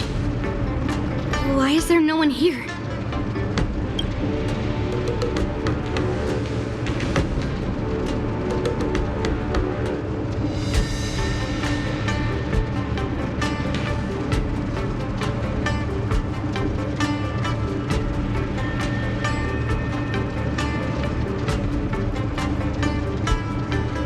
The Cloud Knights.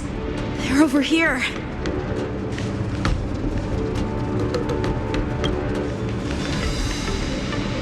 And you should be lying alongside them.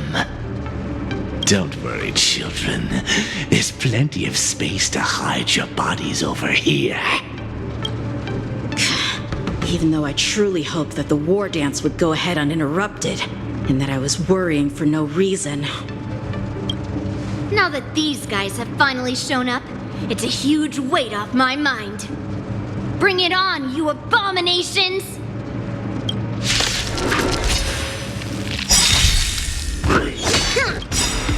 Yes, you! 1,001!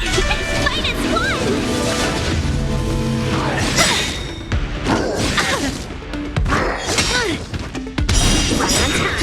one! More enemies. Let's be friends. Within the self, not the soul. Came together, converge and awaken. Human creations.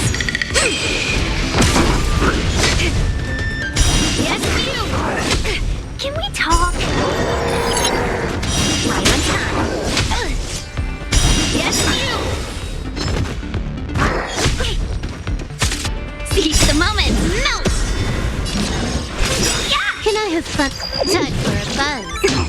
Bring mountains! Again. Right on time.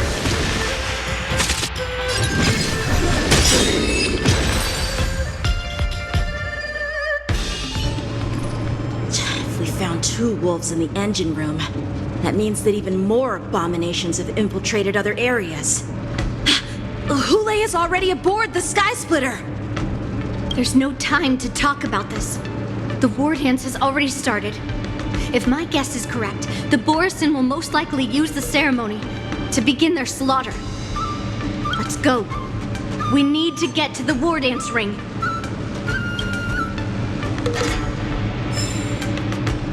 Come with me to the ring.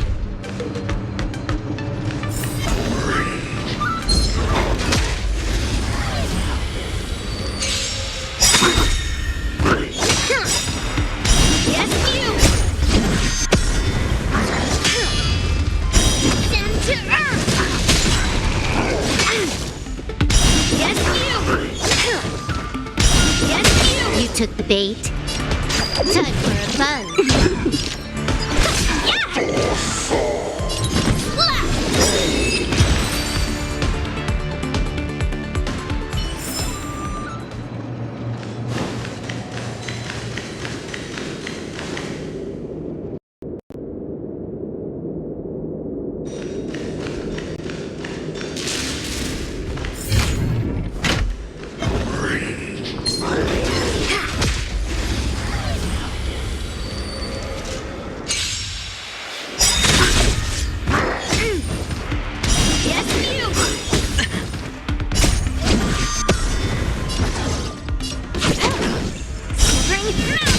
I hit the mark. Spend freely. What are you made of? Strike! More enemies.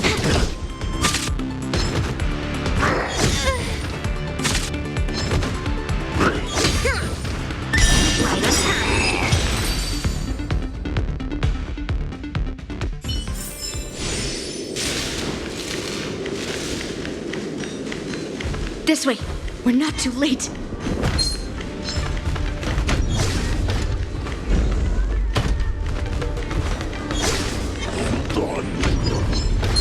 We would like to welcome all of our honored guests and contestants to... We would like to welcome all of our honored guests and contestants to the Xianzhou Luofu's Luminary Wardance Ceremony. Before we get the first round underway, our organizing committee would like to introduce you all to a host known throughout the cosmos, Mr. Albert. He's here today as our special guest host.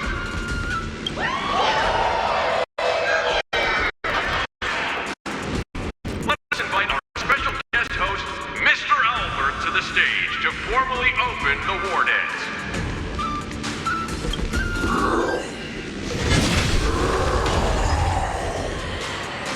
Your Wardance ends here.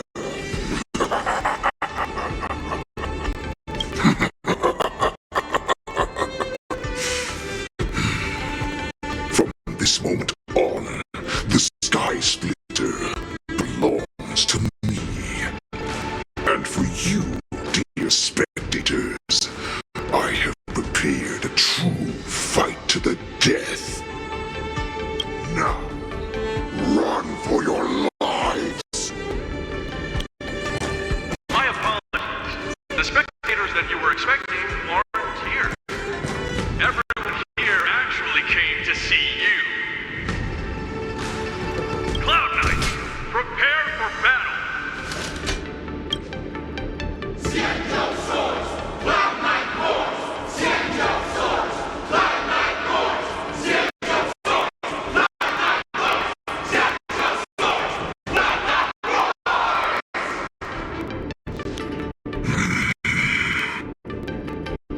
I see you are ready for me.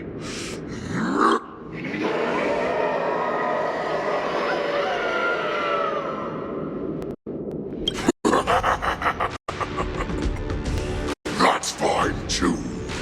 Since you have all prepared for your deaths, come, give me all you've got. Entertain me.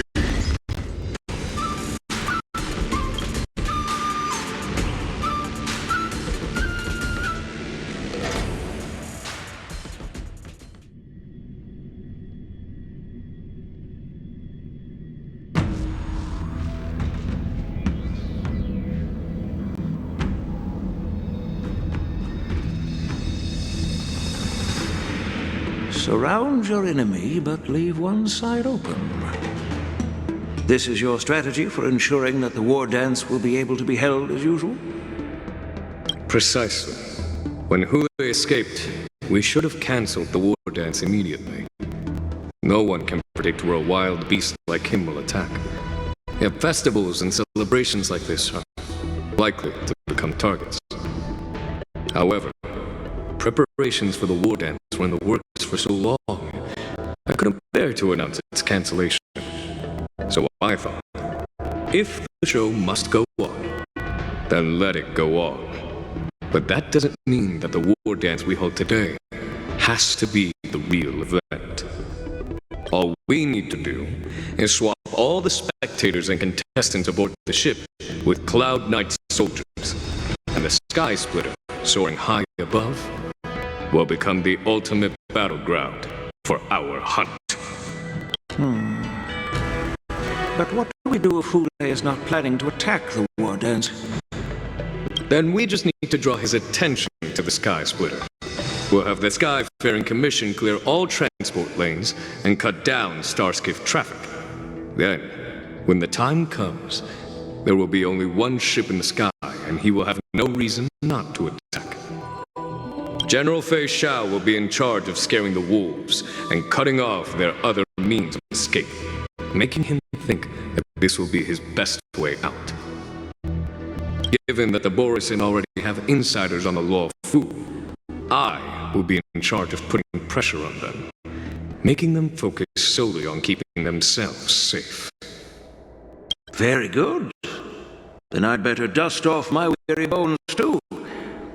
I will go with the Skyfaring Commission to guard the Jade Gate and ensure that things do not spiral out of control. Knowing that Elder Huaiyan is part of our last line of defense is a great comfort. This hunt will make Hule understand that the arrows of the hunt will always be one step ahead of the abominations.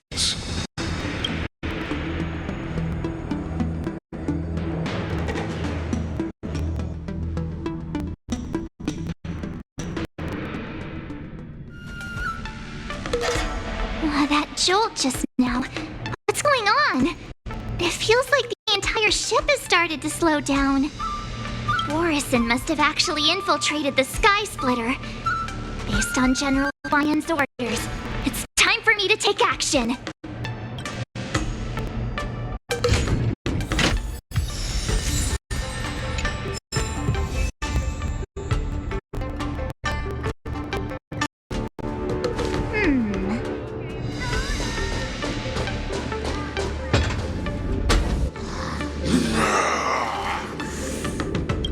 You guys, you're not Cloud Knights acting as Borisin, are you? You're real Borisin, aren't you?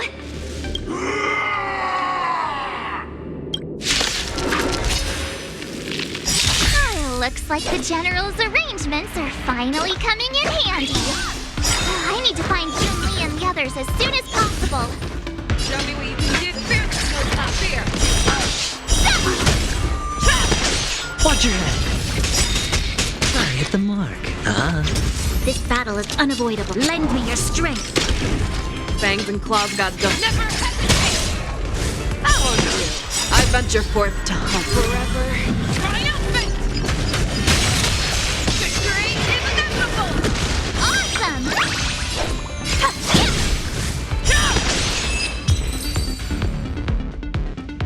The plan said that if Hule appears, the Cloud Knights will assemble and do everything they can to suppress him.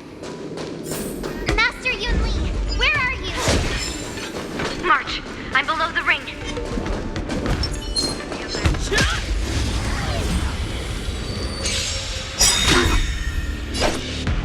Here you go, Master!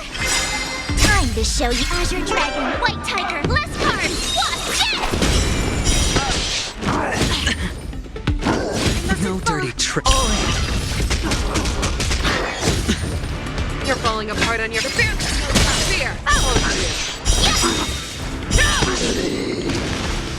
Sure, I'll play along. You'll pay for that. Lend me your strength. Show me what you can. Never hesitate. I venture forth to forever. Triumphant! Victory is inevitable! Oh, I get it! Now watch this!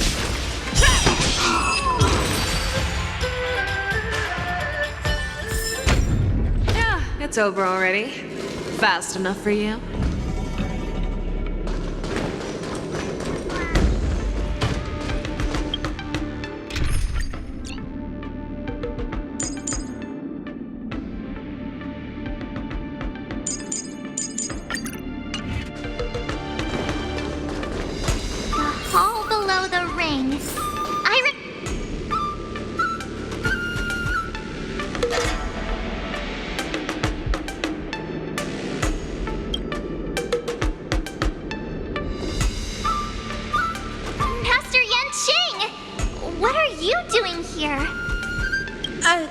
I was concerned about the safety of the Sky Splitter, and my dear disciple, of course. Benching, the wolf you're hunting is standing above us in the Wardance ring at this very moment, facing the Cloud Knights. This Wardance will not be seen by the people of the Xianzhou, nor will it be just a ceremonial sword fight. This is a battle to the death that offers no honor, only mortal danger. March. Are you ready?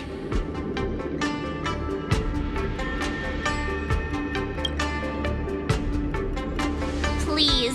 I am March 7th, a sword master who will represent the Luofu in glorious battle. Yunli, Miss March, may your blades be sharp, and your victories glorious.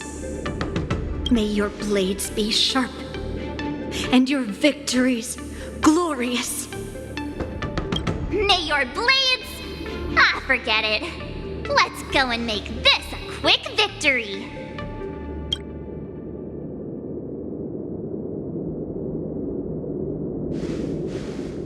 Let's go.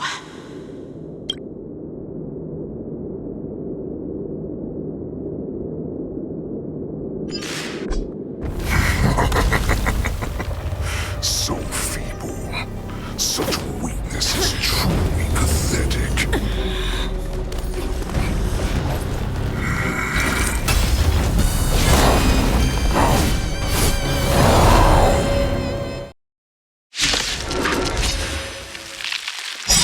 I've been waiting a long time for this, Hule. I see Xianzhou has sent some young cubs to the slaughter. Life's guard will be swept away. Remember this. My name is March 7th. The wind of time. Ringmaster of the Luofu. Does the Xianzhou Luofu not have any worthy warriors? Bust. I wouldn't let my guard down if I were you. Maybe it's about time this old wolf tasted defeat at the hands of a young cub. Too slow. Your dirty tricks. Watch your head. Can someone else take this one? Master, have some tea. Never hesitate! Better not underestimate me. Not once. You hold some. All things are as one. Time to show you what I can really do. Azure Dragon, White Tiger, eating less carbs. Watch this! Can't lose this one.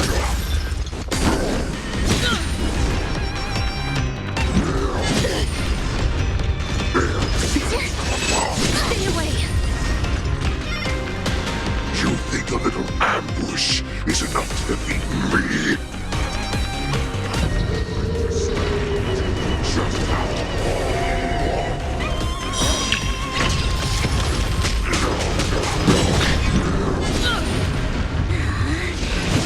Such insane power!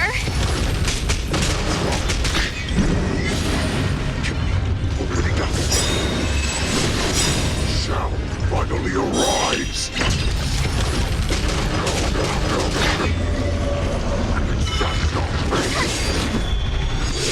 Not very sportsmanlike. The dice have been cast. Bust. Or maybe I'll take it all.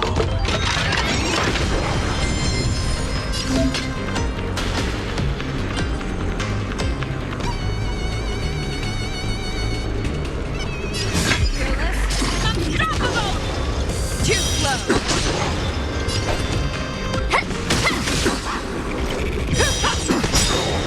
I venture forth to hunt. Always soaring. Forever triumphant!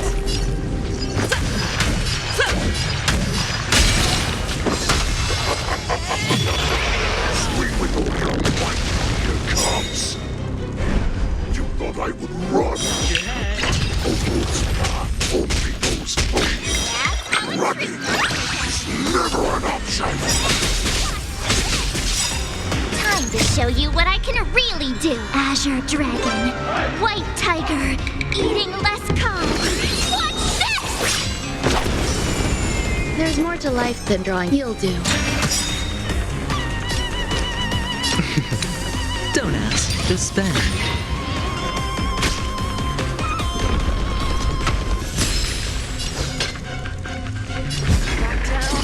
Never hesitate!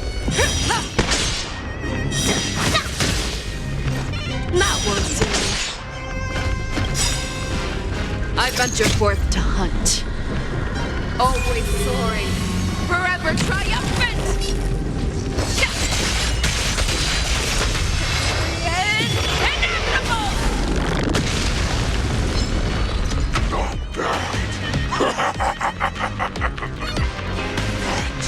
It will take much more than that. Your weak weapons are blade grass. Unbreakable body.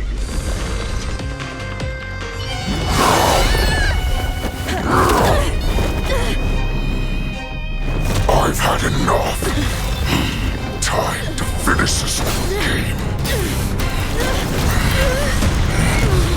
What's happening?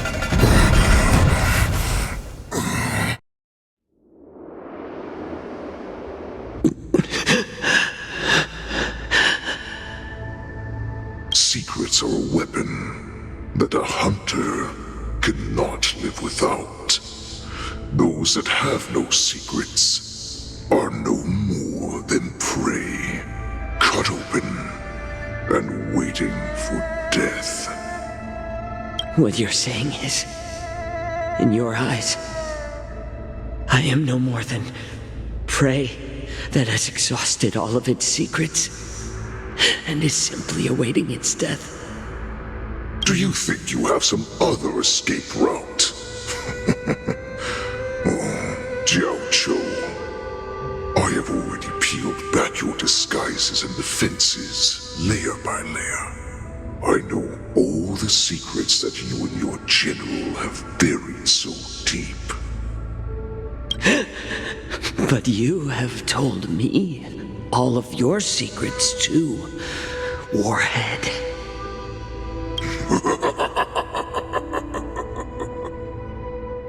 Oh, but you will never have a chance to use them. You will be buried with them right here, although you are a fortunate one. After all, you will avoid having to see the tragic future that awaits your general. I'm sure she understands her fate far better than you ever will. One day on the battlefield, she will be overpowered by her ever-intensifying moon rage, and finally be torn apart by her fury and transformation. Not even your god can save her from this fate, although they can lead her to liberation.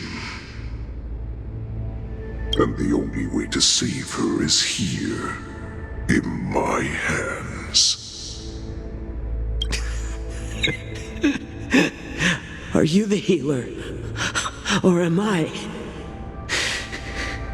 Are you really that certain of your own judgment? I must leave, Foxian.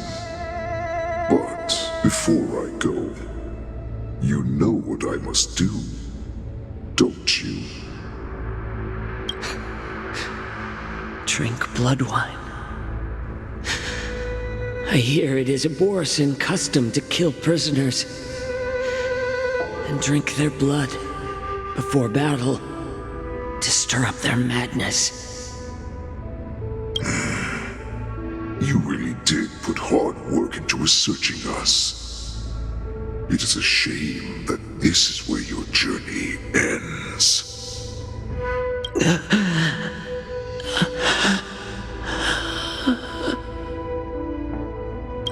Are you the healer, Xianzhou?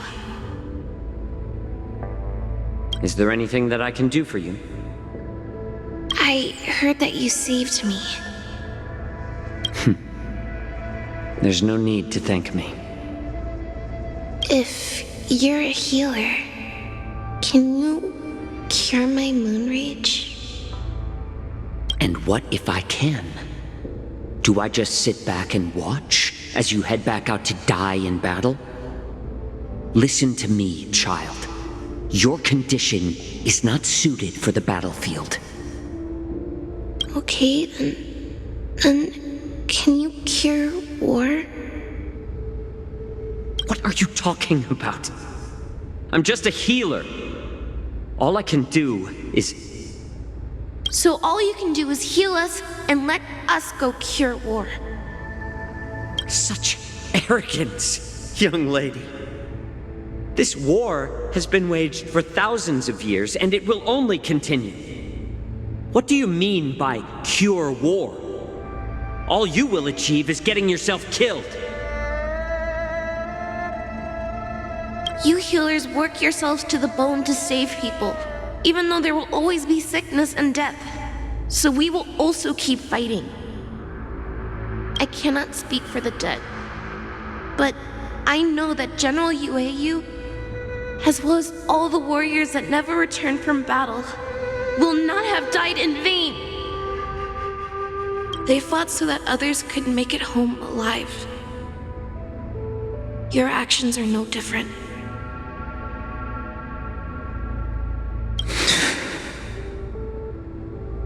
Xianzhou, this is an order. Cure me!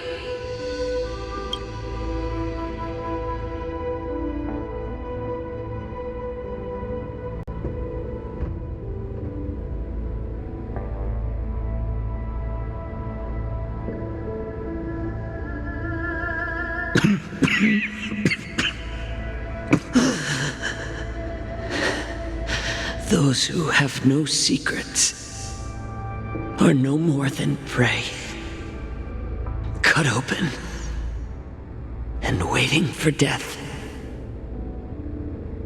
Enjoy the taste of my fresh blood, Hulei. Unfortunately, I am not a man without secrets. I still have one little secret hidden up my sleeve. Tumble dust. I drank it a while ago, and the poison is already flowing through my veins. Sooner or later, you will begin to feel the effects. If the most lethal poison known to this world is able to save innocent lives, then it can also be called a great medicine. I will do my best to cure you. Fischl. I kept my promise. At the cost of this insignificant life. Bring victory to the Yaoqing.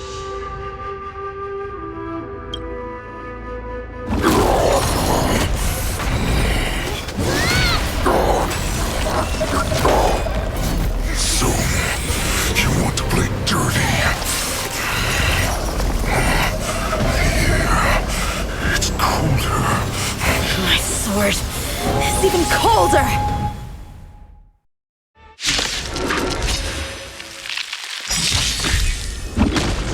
Hulei's movements are slowing down?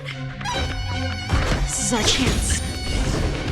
It's time for us to put this dog down! No dirty tricks. Watch your head. That won't do. Every petal in life's guard will be swept away by the wind of time. Can someone else take this one? Master, have some tea. Unstoppable! Too slow. Better not underestimate me. Eternal Melody.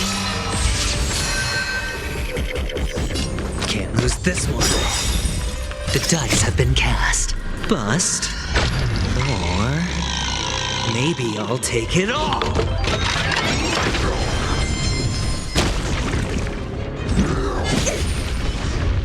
All in.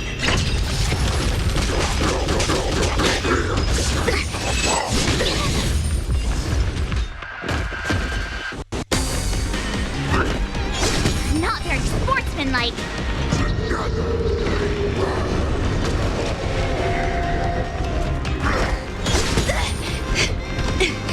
Watch your head.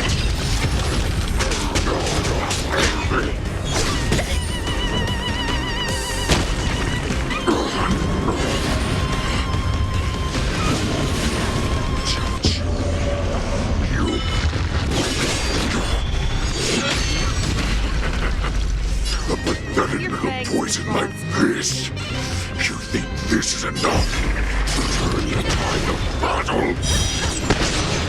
All in. That won't do. I get it now. I could take 10 of Time to show you what I can really. Azure Dragon, White Tiger, eating less carbs. What's this? There's more to life than drawing breath. You'll do.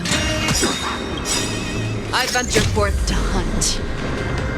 Always soaring, forever triumphant!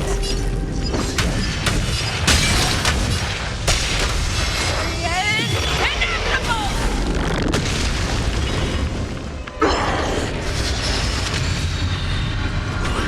Slowing down.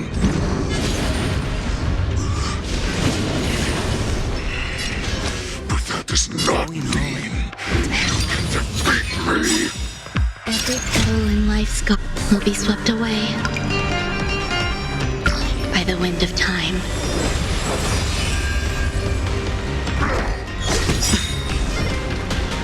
Watch your head.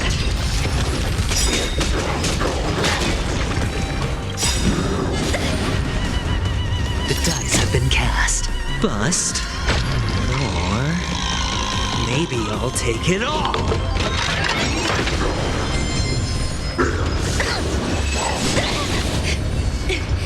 All in.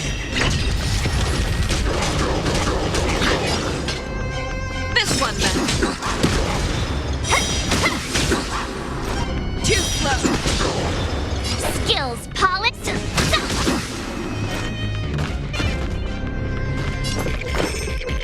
Pay attention. Don't ask, just spend.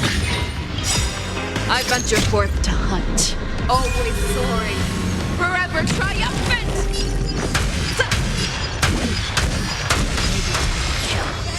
That does not mean you cannot be overpowered.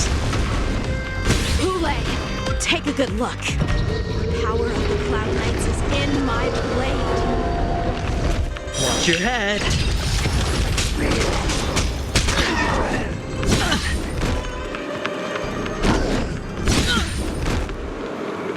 All in.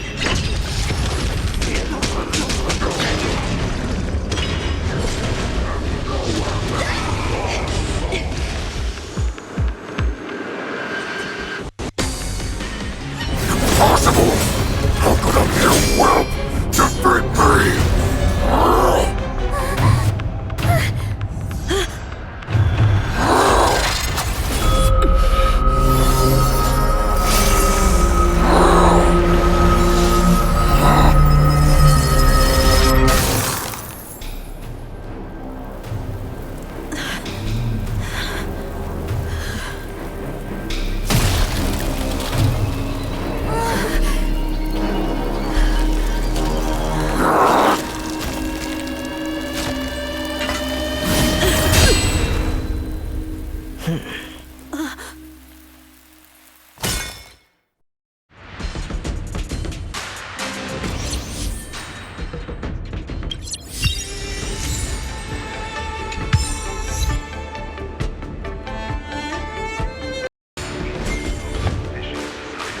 The hunt is finally over. Thank you for holding out so long. The Cloud Knights are withdrawing as we speak. Lieutenant Yang Cheng, how are you holding up?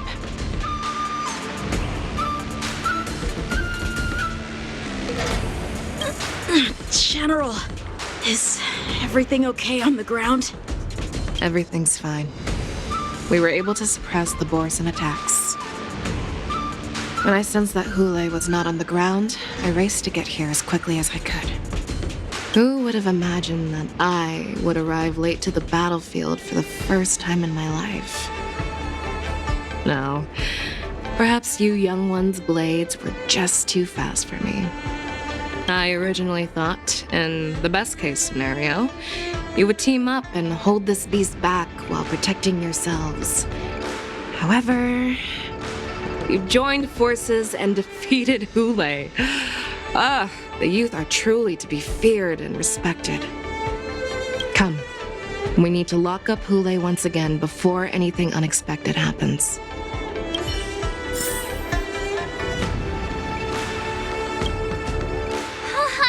I was so scared. I thought you were a goner there. We're so lucky the General made it in time. Yanqing, that was amazing. The final blow you dealt to Hule. How have I never seen that before?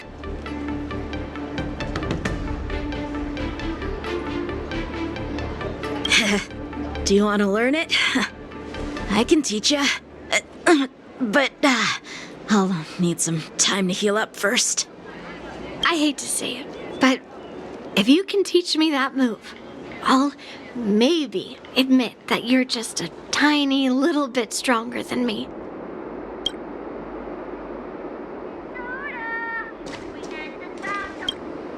Such an unforgettable blade. So similar to the one wielded by that woman who defeated me all those years ago. Over 700 years have passed, and I thought I would have a way to overcome it by now. But in the end, my fangs and claws were too slow.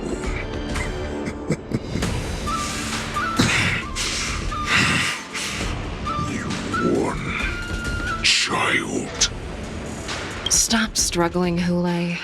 There's plenty of time for you to be tortured by your regrets when you go back to the Shackling Prison.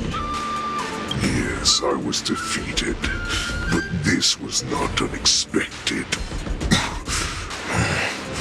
And regardless, you still showed your face, Xianzhou.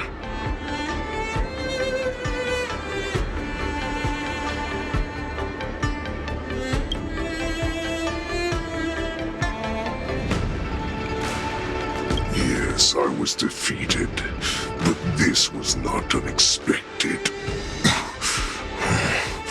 And regardless,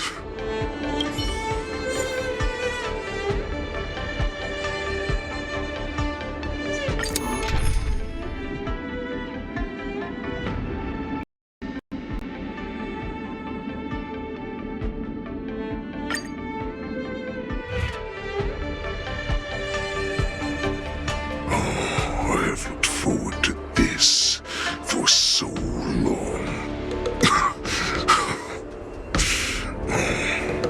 Our little hunting game has finally reached its climax. I told you before I had a path prepared for you. You've doomed yourselves. As I meet my demise, so shall the entire Xianzhou Lafu. The crimson wound in my chest will make this place shine with blood. I will drive all Foxians to madness in their fear, craving slaughter without end. What now?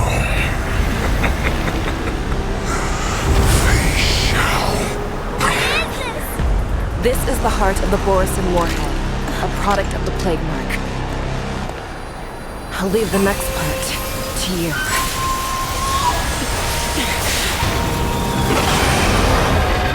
I don't understand. We cannot allow this thing to spread. I will do all within my power to consume this crimson moon.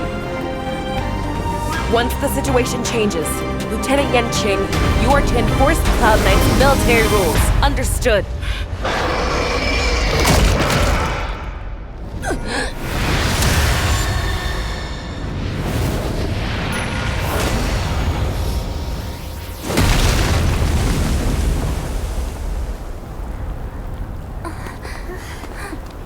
General!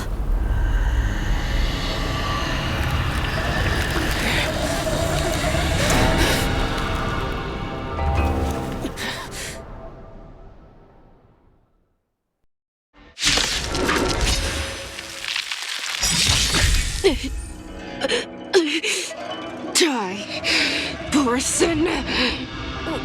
What? We clearly don't have wolf ears. I will not allow any of you to leave the Sky Splitter. Does she think we're her enemies? Kool-Aid just wanted to take down the General, even at the cost of his own life. Snap out of it, General!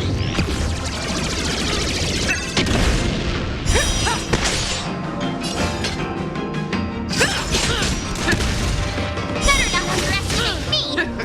Too slow. More time for a buzz.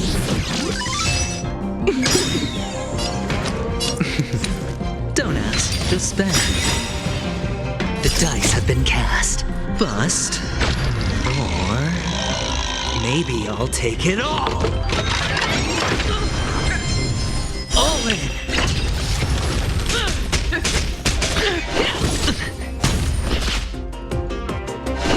No dirty tricks, right?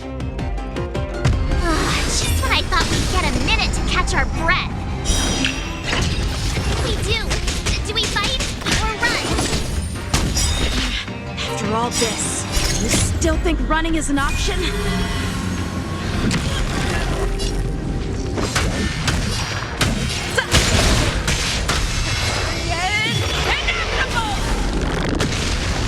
You're falling apart on your own. That won't do. Time to show you what I can really do. Azure Dragon, White Tiger, eating less carbs. Watch this!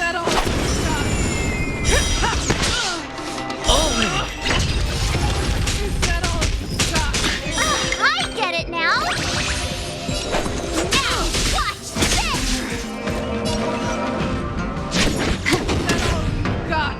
Alright, I'll go.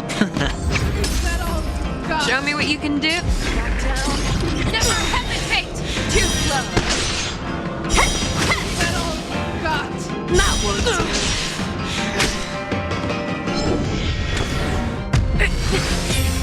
Stop trying to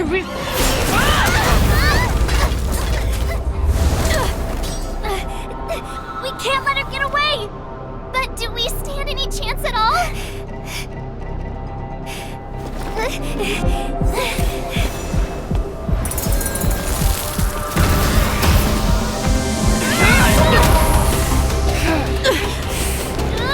She said, I'll leave the next part to you.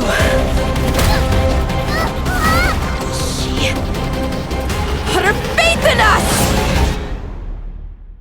Resist me! I promise. I will cure you. Xianzhou. No one can live forever, Xianzhou. This time, I must break my promise.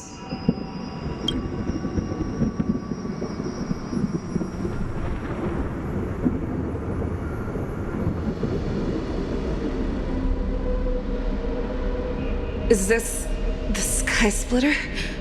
Or somewhere else? Lieutenant Yanqing, you are to enforce the Cloud Knight's military rules. Understood. We can't let her get away! Snap out of it, General! You always leave the hardest battles for yourself. Even now, you would never run away. Isn't it strange? That is your enemy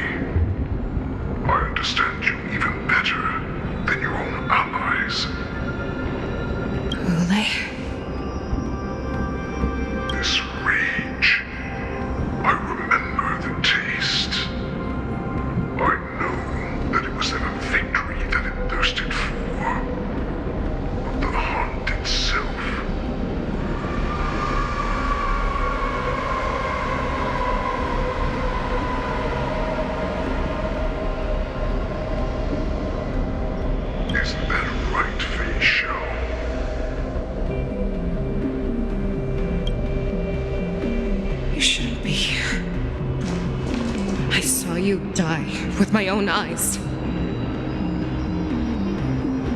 Just consider me a figment of your imagination. Before every hunt, I make preparations for defeat and retreat. But not this time. This time, defeat was exactly the ending I was racing towards. When I learned your story from Xianzhou, I realized that he had always been hiding a secret, and that not even the healer himself understood the meaning of this secret. What an ironic fate, don't you think? All this time, waiting for this day to come. I never imagined that this was how it would turn out. But I accept it. Now, let us break through the ironclad defenses of the Arbiter General's heart and see what secret she has hidden in those deepest, darkest corners.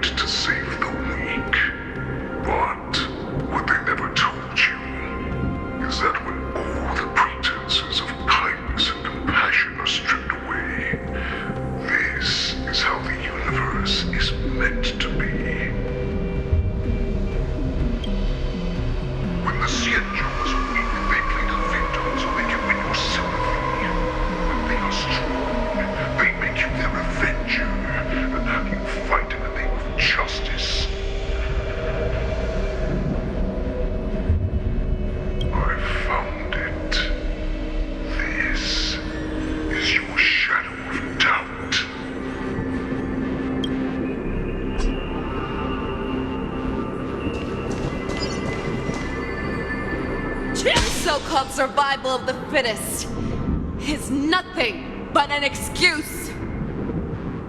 You cannot weaken my resolve, Huleg. Blinded by the fury of your moon rage, you slaughtered your allies. Merlin's claw, you have betrayed the Alliance.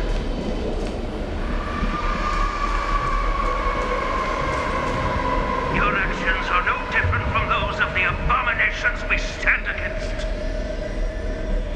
At the end of the day, it is the blood of the abominations that runs through your veins. One day, you will inevitably become an enemy of the Alliance. Cloud Knights, formation! You ran into the arms of your new master's army without hesitation. You thought that you had found freedom, respect, and recognition. But you were wrong. They know all too well that a wolf will always be a wolf. Now, your greatest fear is about to come true. You have become an enemy of the Xianzhou.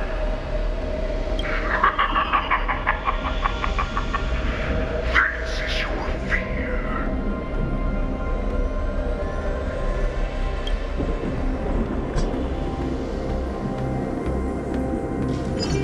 You aim to instill terror within me.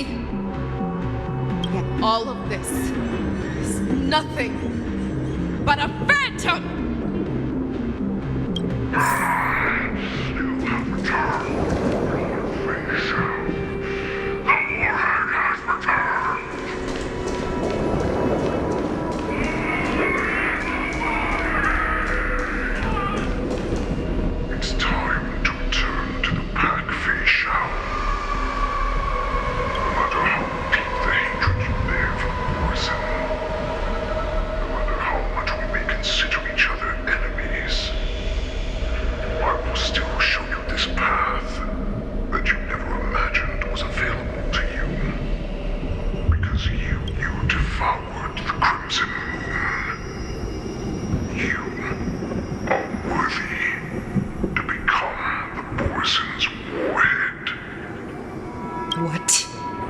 did you say? The descendants of Duran who came to rescue me hoped with all their hearts that once I regained my freedom, I would be able to turn the tides of battle and change the fate of our people, allowing the Borson to return to their former glory. This was just a dream used by some with ulterior motives to manipulate the Borson. They would rather place their hopes of survival on an imaginary savior than gain the courage and strength to fight to the death. Borson like that deserve no more than to be sent to their deaths. And I, a prisoner who was held captive for over 700 years, a criminal of war who was deprived even an honorable death in battle, would become a puppet upon my return, at the mercy of others. This is a fate that I will never accept. For those who are truly strong, Foxy and Borson are no more than labels. Someone who is truly strong chooses their own path. I will create that new path for myself. I will pass the right to decide the destiny of the Borson on to you, former Borson war slave and future Foxian ruler.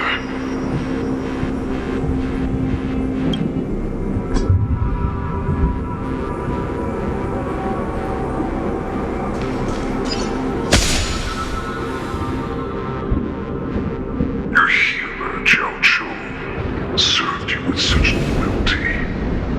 He was even willing to die in order to cure your rage.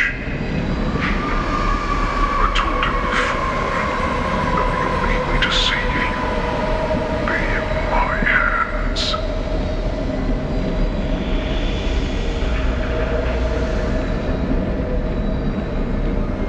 If you just nod your head, you will awaken from this nightmare that the Crimson Moon has inflicted on you, and your body will be born anew. From that moment, you will no longer be trapped by your rage.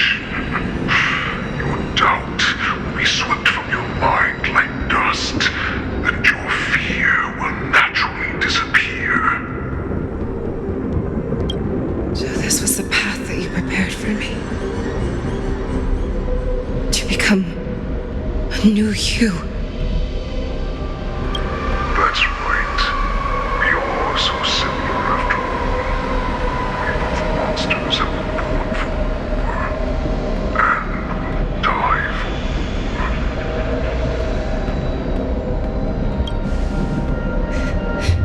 I'm sure my answer doesn't need much explanation.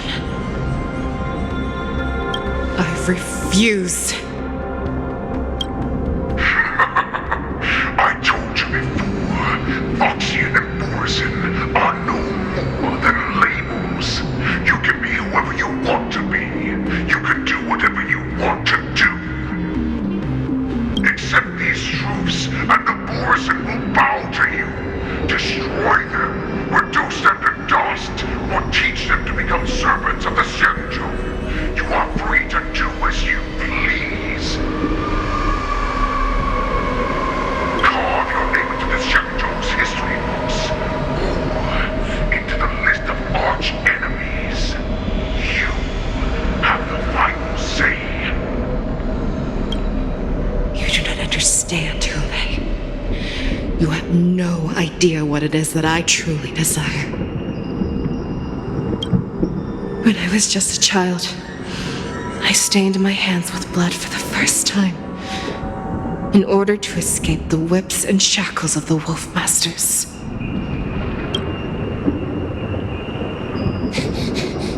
Nurgle! Don't stop! Keep running! I can't run anymore. Saran, are they catching up? They're still behind us. Don't stop! Nurgle! Look up! Look at that shooting star! It's shining down on us! If we just tell it our wish, we can have our freedom! We will all be able to escape. We'll win our freedom and then share it with our cooler brothers and sisters. So you have to run! Quickly! We can do it! We can escape!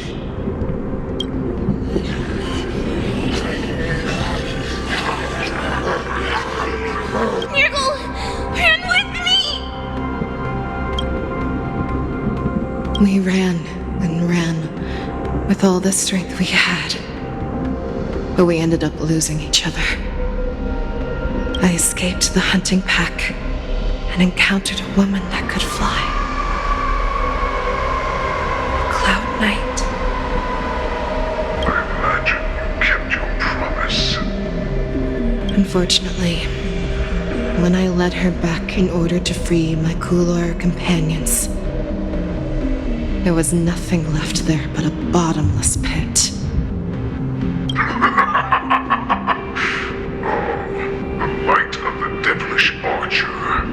A star of calamity that strikes the ground and leaves only devastation in its wake. In the years that followed, I followed the trail of that light alongside my Cloud Knight allies and saw it fall countless more times. Gradually, I came to understand. That light was not some shooting star that carried wishes and aspirations. Each Lux arrow meant that countless lives in a helpless world were about to be obliterated.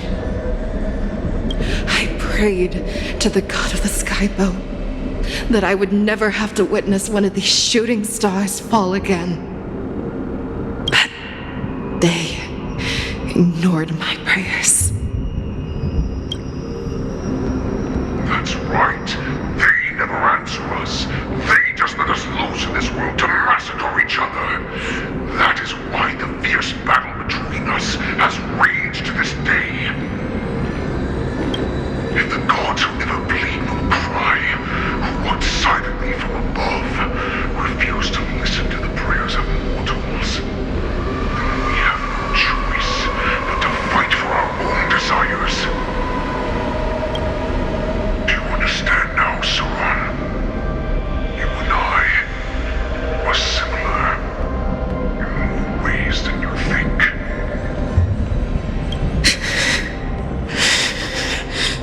You are a beast that was born for war and will die for war.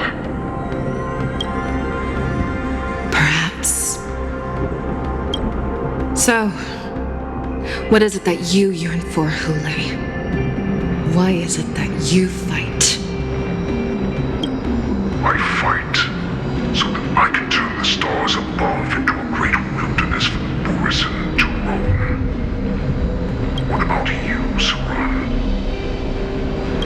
I fight so that one day I will never have to witness another shooting star falling to the ground. So that just one more person can live and return to the Yaoqing alongside me. You would resist becoming the person you were supposed to be. Lower yourself from a free wolf to a domesticated fox just for the sake of one person. And then have it your way. Use your fear and doubt as my nourishment. I will seize you and devour you. I will replace you and become a Xiao. We are so similar. Both monsters that were born for war and will die for war.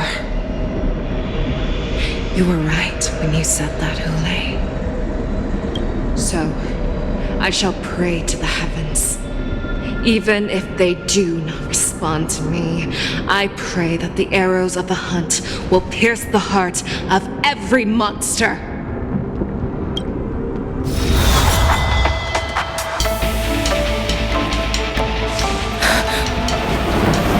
Do you see me, shooting star?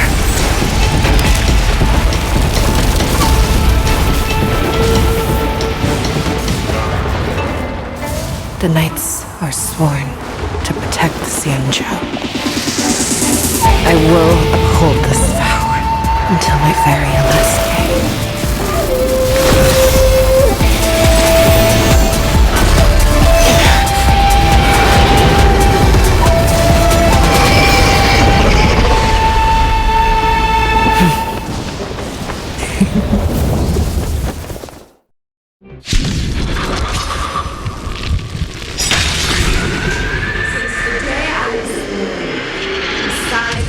Tears of blood, and all living creatures have bowed to me.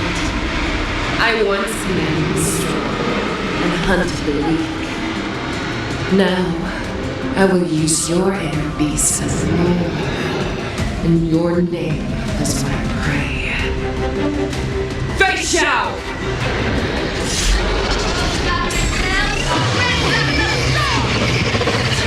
Your disguises and show you how cowardly and powerless you truly are, Hule!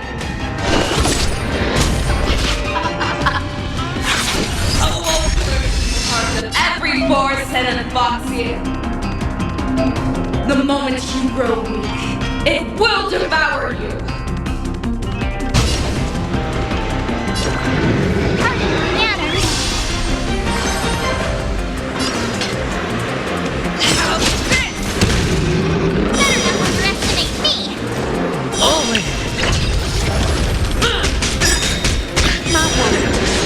The dice have been cast.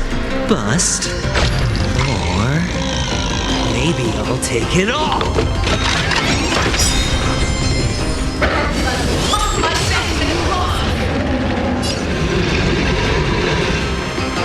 This combat needs optimizing.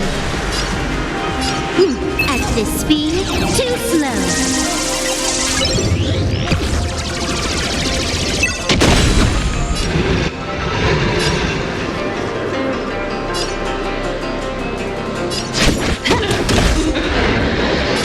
Going all in. Tabs on me. No dirty tricks.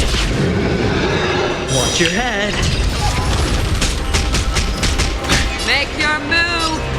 Who let me down? Never hesitate! Too slow.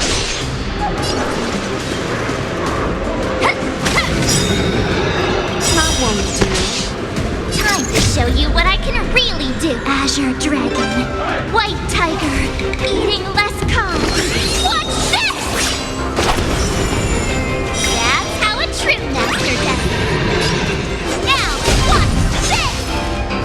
Go complacent, and your life will be stolen. Fight, Shackling, and you shall live forever!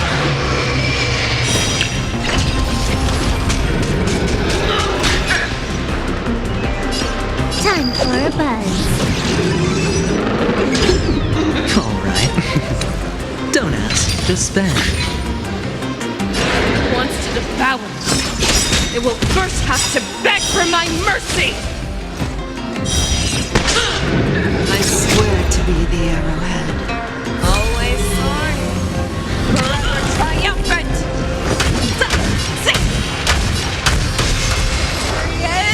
Inevitable!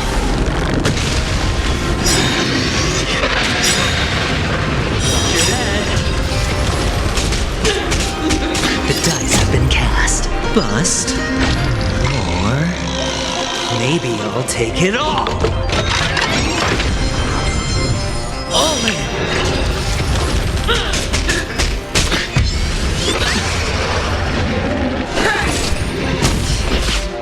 As it pierces your skin! This is the only I have experienced for 700 years. Pain!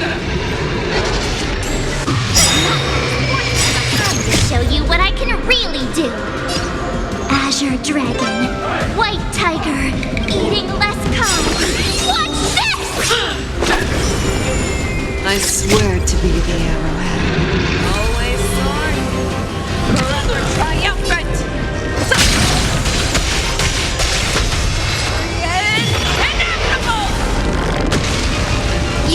Fade just like that. This combat needs optimizing. At this speed, too slow.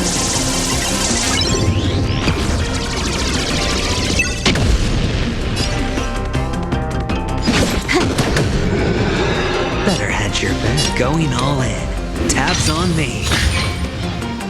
Your fangs and claws grow dull. Not one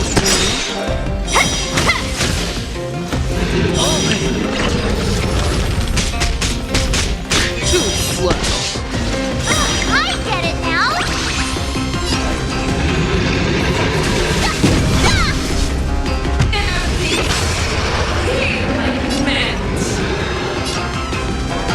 Time for a buzz.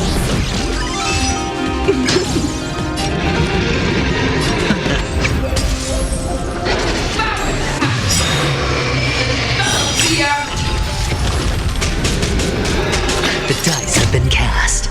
Bust. Or maybe I'll take it all. All in. Have your fangs down. Never hesitate. Not one Too slow. I swear to be the arrowhead. Always soaring. Forever triumphant. Inevitable. That's how a true master does it. Yeah. Watch your head. Can you let me have some fun this time? This combat needs optimizing. At this speed, too slow.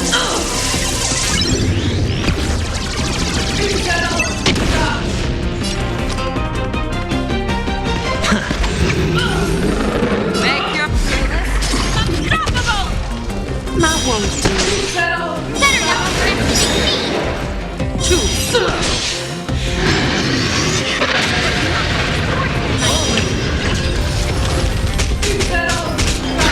Skills polished. I swear to be the arrowhead. Always soaring. Forever triumphant.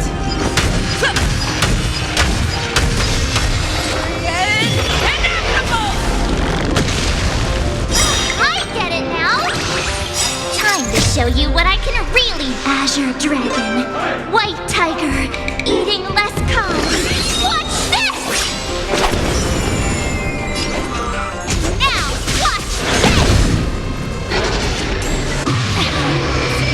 Watch your head.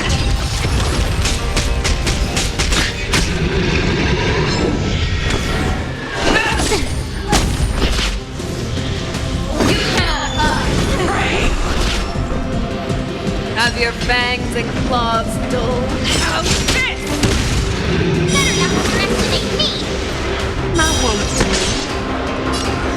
Time for a buzz. Going all in. Tabs on me. The dice have been cast. Bust. Or maybe I'll take it all. I could take 10 of you.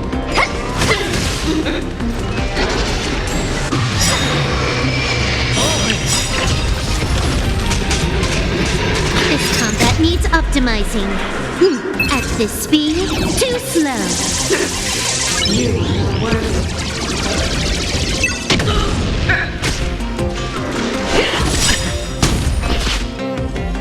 I swear to be the arrowhead. Always soaring.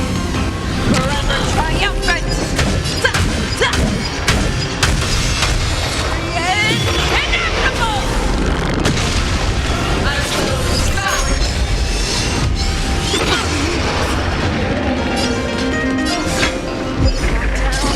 Never hesitate. Slow.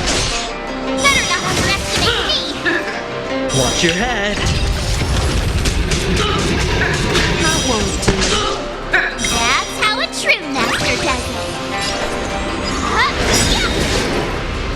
Time more to show you what I can can really... Azure Dragon, White Tiger, eating less calm. What's this?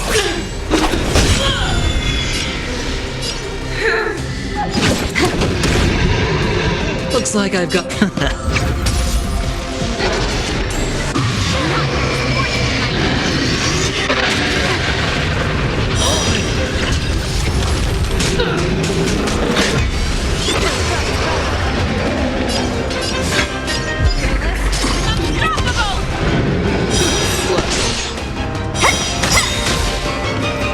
Watch your head. That won't do.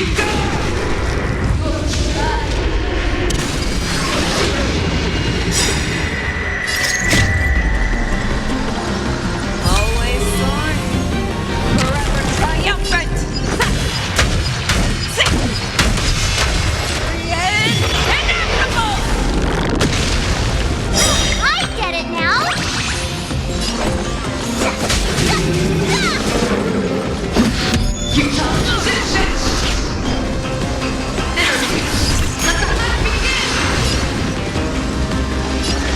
Time for a buzz. Better Azure. This combat needs optimizing. At this speed, too slow.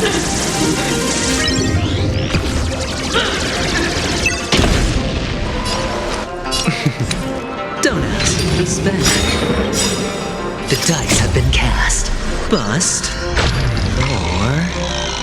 maybe I'll take it all. All in.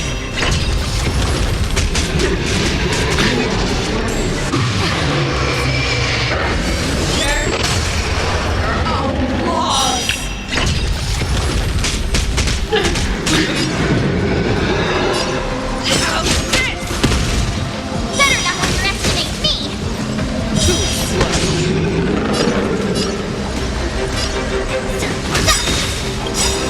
I swear to be there. Always soaring, forever triumphant. Inevitable.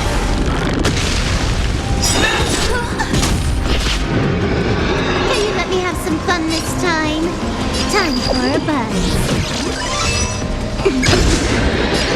Going all in.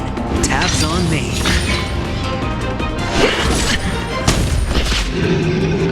All in.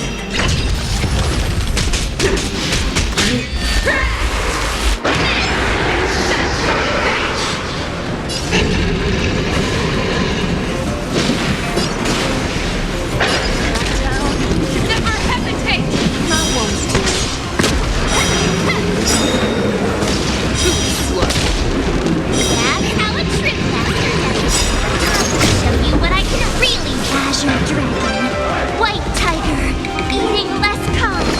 What's this? And what's this? More enemies. This combat needs optimizing. At this speed, too slow.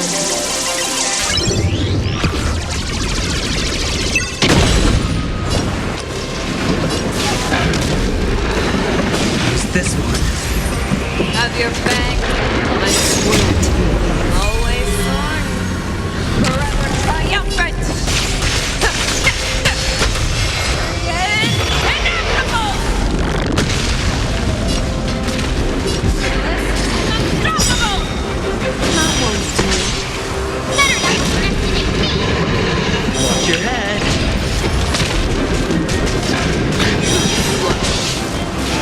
I get it now.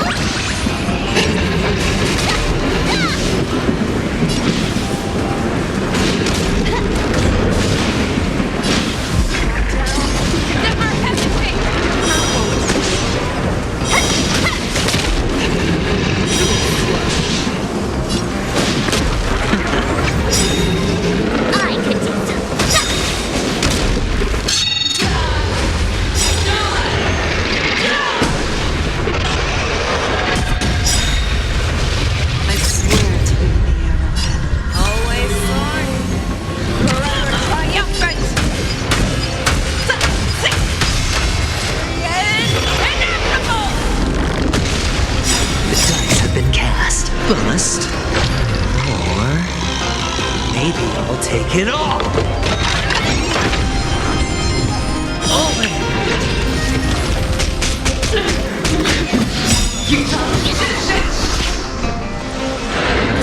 Show you what I can. Azure Dragon, White Tiger, eating less calm. Watch this!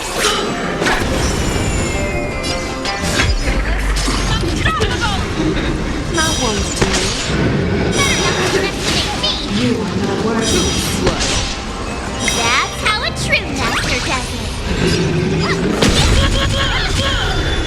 You took the bait just like that. Going all in. Tabs on me. Watch your head. This combat needs optimizing. At this speed, too slow.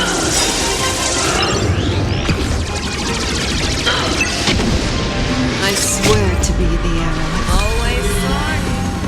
Forever triumphant.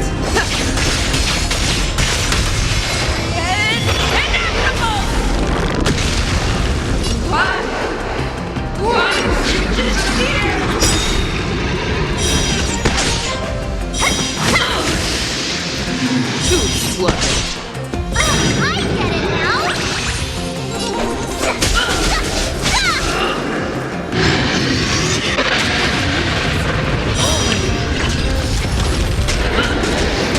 Can you let me have some fun this time?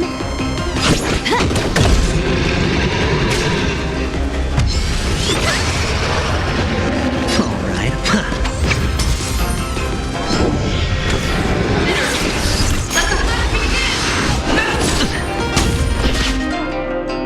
Watch your head.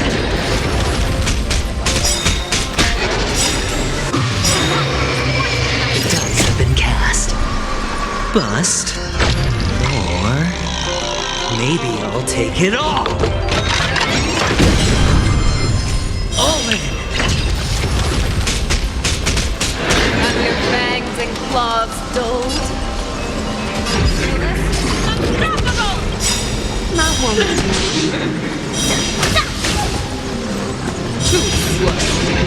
I swear to be the arrow. Always sword. Forever triumphant. Inevitable. Better not underestimate me. That's how a true master does it. Time to show you what I. Azure Dragon, White Tiger, eating less calm.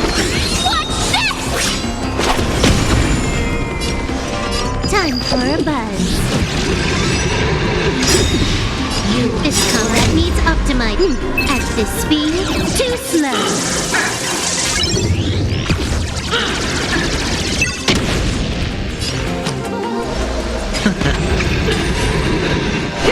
No dirty tricks. Make your move. Never hesitate. Watch your head. Too slow. I swear to be the arrow. Always sword. Forever triumphant.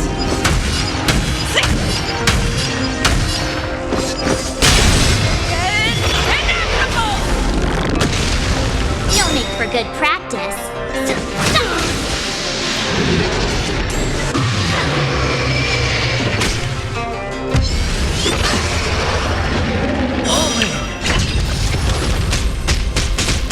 Our little hunting game ends here.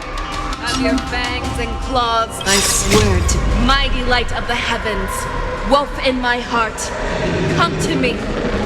We shall conquer as one.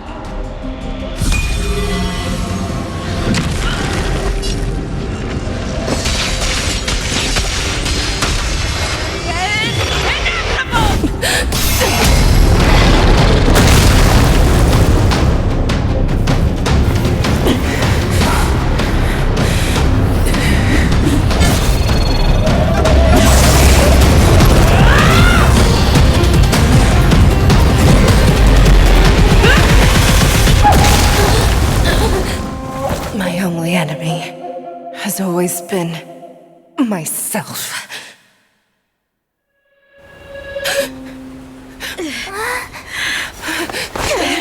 General. General, you're awake.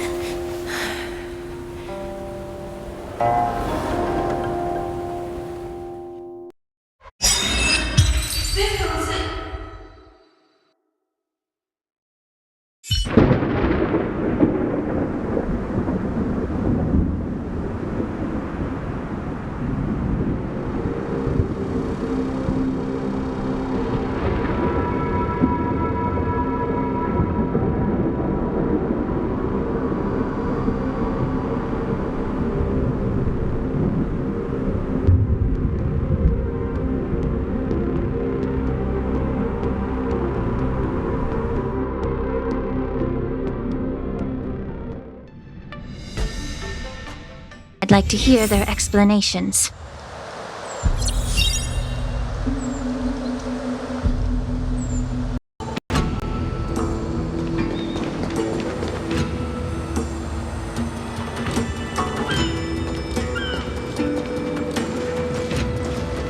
Welcome, Miss Lingsha. I am Preceptor Tauron. Greetings, my honored preceptor. It's been a while since we last touched base. I've brought a friend with me today. I believe you're already familiar with each other.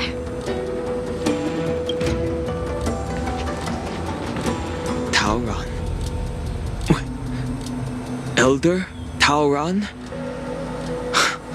I remember when I was exiled, you were on the verge of passing on. What's with this new look? All of this is thanks to your past life. Had you not been so rash, I wouldn't have had to walk such a dangerous road to free our clan, becoming this specter of my former self. Dan Heng, you've returned twice, but it seems that meeting us fossils wasn't on your agenda. Regrettable indeed. Now here you are to meet me anyway. Life does love its ironies, doesn't it? I didn't come here with Miss Lingsha today to reminisce. Indeed. When the Cauldron Master extends an invitation, it's only proper for the preceptors to attend. As the newly appointed Cauldron Master, there's been much to take care of within the Alchemy Commission. It's only now that I've had the chance to speak with you. Please forgive the delay, Elder. I sent over some evidence regarding the prison break in the Shackling Prison. I trust you've already looked it over. Yes. You sent us the remains of Mara-struck soldiers, a map of the Shackling Prison, and a semblance reversion essence pill. These are the remains of assassins who used Cloud Hymn magic to conceal their tracks. They aided in the Borison's escape, allowing them unimpeded passage through the Shackling Prison. That marked-up map is a map of prisoners' escape routes. Vidyadhara craftsmen once made blueprints for the prison's construction, so I imagine, Mr. Tauron, you have a similar map in your possession. This pill is semblance reversion essence. Indeed. I helped plot the prison break in the Shackling Prison. So, the disciples of Sanctus Medicus joining forces with the Lord Ravager to stir up trouble in the Alchemy Commission, the introduction of the Stellaron, and the Ambrosial Arbor's resurrection all have something to do with the Vidyadhara. That's right. Are you surprised? After all, both of you were sent here by the Seat of Divine Foresight as messengers to hear my confession, weren't you? Ever since the sedition of Imbibidor Lunae, the population of the Vidyadhara has dwindled. With the High Elder exiled, a few of us preceptors had to do what we could to turn the tide. My methods might have been drastic, perhaps even incomprehensible. But it was all for one cause: the survival of the Vidyadhara. Yet, the Xianzhou natives zealously forbid any plague marks and did nothing while the Vidyadhara suffered. Dan Heng, Lingsha, as Vidyadhara, you should understand the desperation behind my actions. All I've tried to do is to ensure our survival. I'm well aware of the challenges the Vidyadhara face. Fighting for survival isn't a sin. But Elder, your actions have gone beyond mere survival. You've become a beast driven solely by the propagation, devoid of even a hint of empathy. Oh. Despite calling ourselves a noble draconic bloodline, at our core, we're merely bipedal beasts. The survival of our kind is paramount. If I hadn't resorted to beastly actions, the Vidyadhara might not even exist. The sages show no mercy, as the old wisdom goes. When the High Elder abandoned our people's survival, I had to shoulder the world's sins alone. Lingsha, Danheng, the past is behind us, but the future of the Vidyadhara still lies within your grasp. The situation on the Xianzhou Luofu has changed rapidly. As Vidyadhara, we must unite in purpose and avoid the mistakes of the previous Imbibitor Lunae. I was initially skeptical about the Vidyadhara's betrayal of the Alliance. But after hearing your confession, I realized that there is no point in talking about trust. Breaking the covenant of our alliance will bring war upon the Vidyadhara. Even if we are able to have offspring again, what difference will it make? Once my plan succeeds, the Alliance will see the Vidyadhara as their saviors, because both parties ultimately share the same interests. So now that survival won't convince us, you want to talk about interests? For 1,000 years, the Alliance has been engaged in brutal warfare against the denizens of abundance. Yet victory has remained beyond reach. Have you ever wondered why? Should the Alliance emerge victorious, they will inevitably become the next denizens of abundance. However, if they suffer defeat, the Alliance will face extinction. Thus, the Alliance has deceitfully upheld this precarious balance. However, I have a way to escape from this dilemma. The Alliance's path to salvation lies within the secret of dragon transmutation. Imagine if there were a way to transform other life forms into Vidyadhara. The Alliance would then possess an endless stream of soldiers and would not need to worry about casualties. Once the war ended, these soldiers would cease reproduction, eliminating concerns of overpopulation. This is the way to salvation for the Xianzhou Alliance. The ultimate path to end the universe's suffering under the immortality plague. Only we, the Vidyadhara, can achieve this. So, you relied on this rhetoric to manipulate the ignorant members of the Vidyadhara into serving you. I am deeply disappointed in you, Elder. Your thoughts and intentions are completely devoid of empathy. Cloud Knights! Hold it.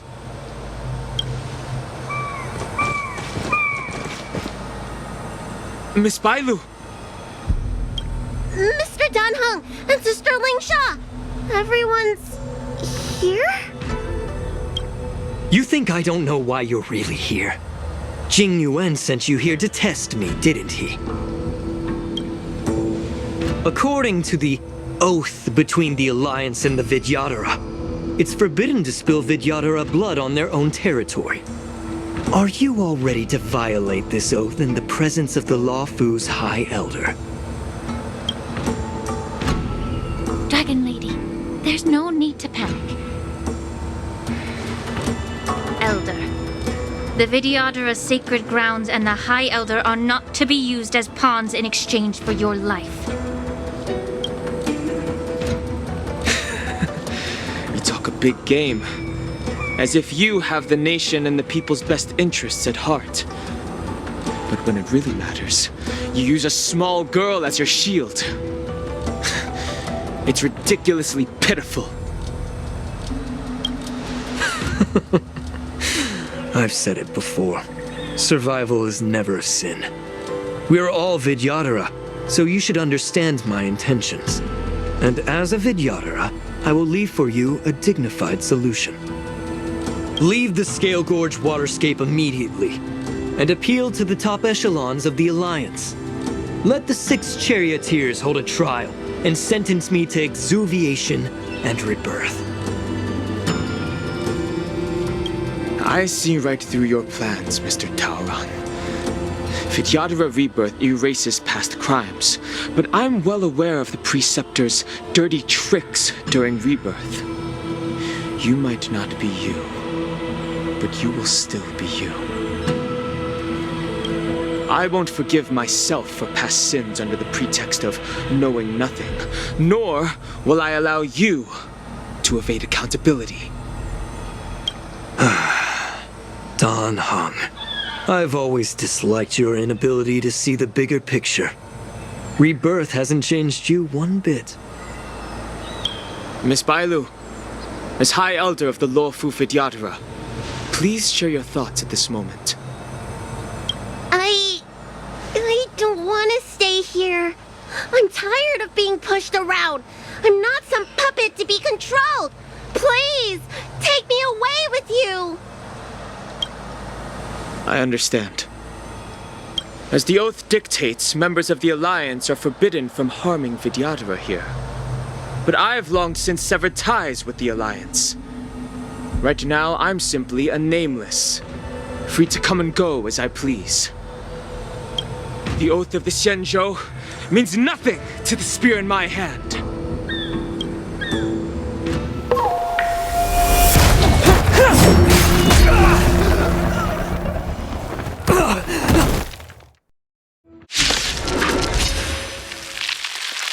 Get them! Do whatever it takes! Make sure they don't leave here Swept away by the wind.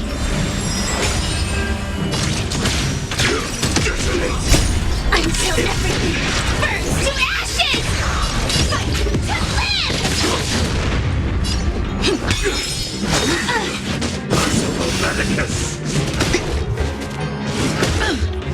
Allow me to yeah. Somehow existence is unity. Rhythm get messed up.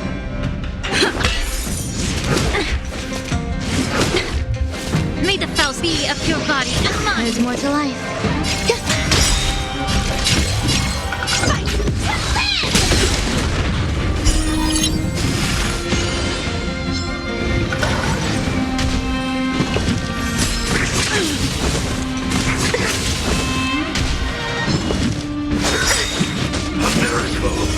Still dreamed.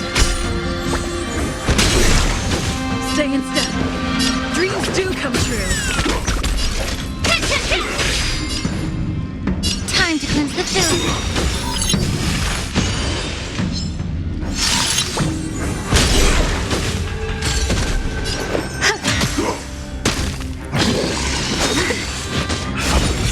You're a stubborn one.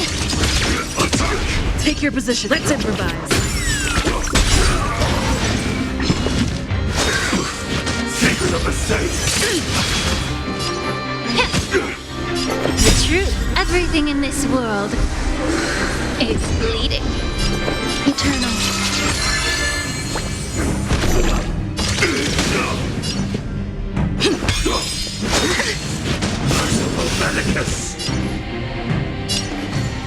Yeah.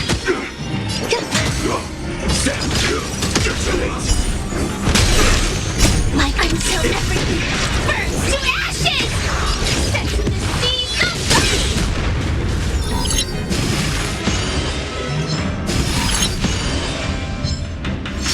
Stay in step. Dreams do come true.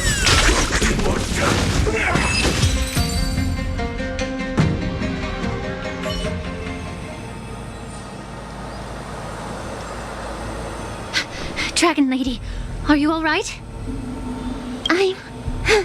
I'm fine. Thank you for rescuing me.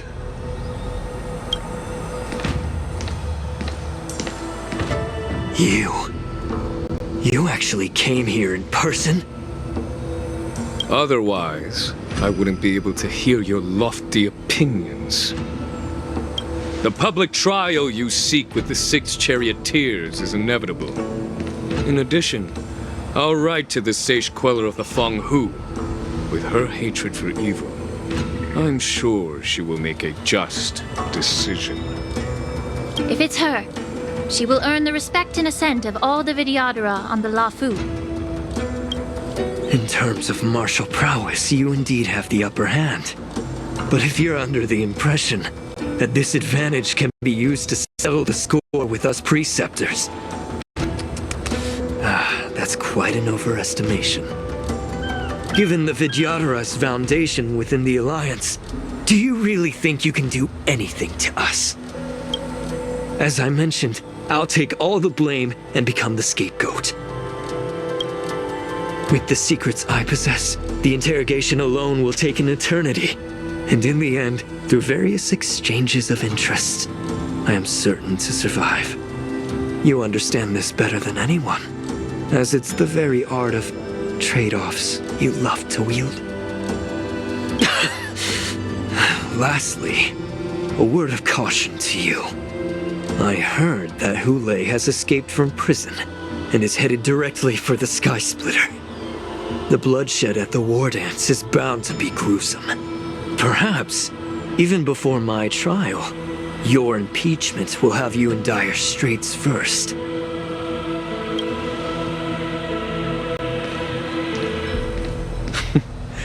Regrettably, Mr. Taoran, the Sky Splitter only hosted Cloud Knights today.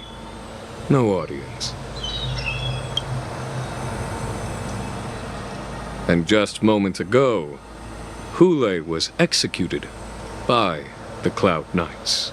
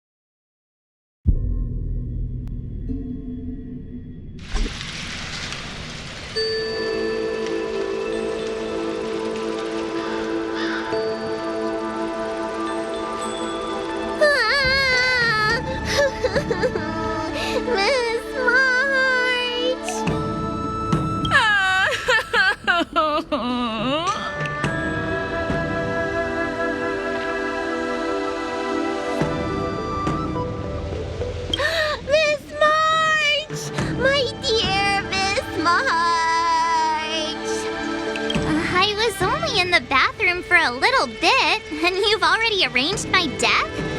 Hey, can't you play some normal games with Dragon Lady?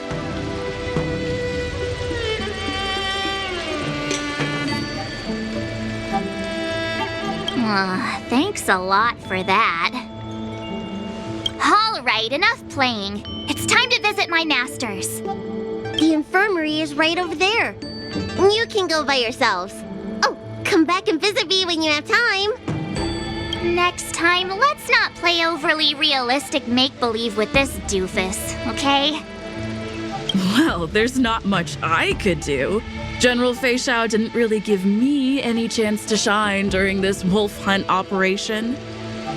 If I had been in the ring, I could have knocked down 10 Hules with just one strike.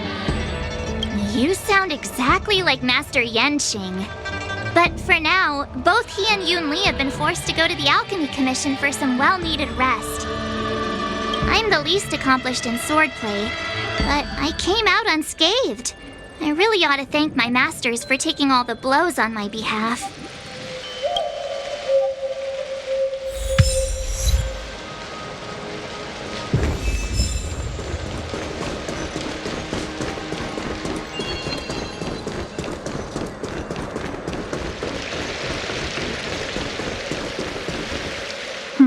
Look who's here. The beloved Trailblazer and the charming March 7th. You came to the Alchemy Commission today. Oh, I get it. You are here with March to visit her masters, aren't you? Exactly. How are my masters doing at the moment? Unfortunately, only one master is here. I'm doing fine.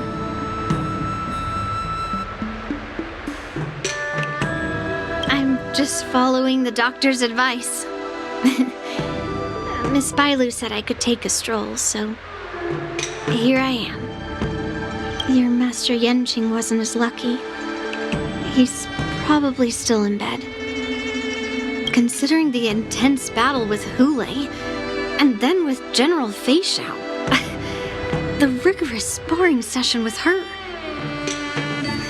His small body couldn't take it anymore. Master Yunli, didn't you also engage in combat? The little babies from the Luofu just don't have the resilience that us kids from the Zhuming have. I heard from Moza about the tough battle against the wolf troopers. You fought alongside Moza. Did you get hurt?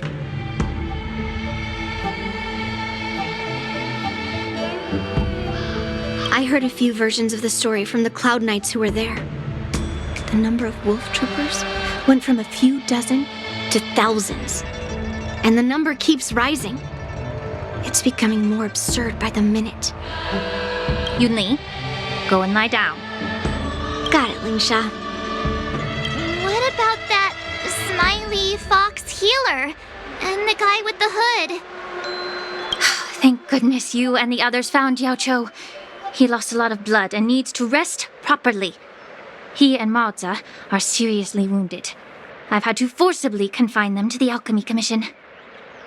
All 3 from the Yaoqing are critically injured. But fortunately, the Xianzhou Laofu has a miraculous healer lady. It's a silver lining in this misfortune. It looks like the entire delegation from the Xianzhou Yaoqing is gathered at the Alchemy Commission. Why don't we go see General Feixiao and bring her some fruit? I would normally say no, because they need to rest. But alas, what can you do when the 2 of them have a leader who is just as restless? General Feixiao just slipped out of the recovery room. She thinks she's so sneaky, but I know everything that happens in the Alchemy Commission. If you're looking to meet her, the luminescent depths might be your best bet. I spotted her heading that way earlier.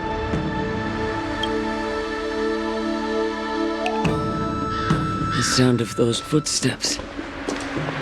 They must belong to General Feixiao. Out and about, despite the doctor's orders. What a coincidence. Someone else who refuses to listen to the doctor's orders. Well, being a doctor myself, I don't think my knowledge of my own body is inferior to the Dragon Lady's. The healer does not heal himself. Don't try to act tough in front of me. I'm sorry, Xiaozhou. I didn't expect you to use poison that way. What a miscalculation. If only I'd found you sooner. If only I hadn't sent you to the Shackling Prison. The way you're speaking, is this really the Feixiao I know? Or could it be a Borisin assassin, imitating your voice to take my life?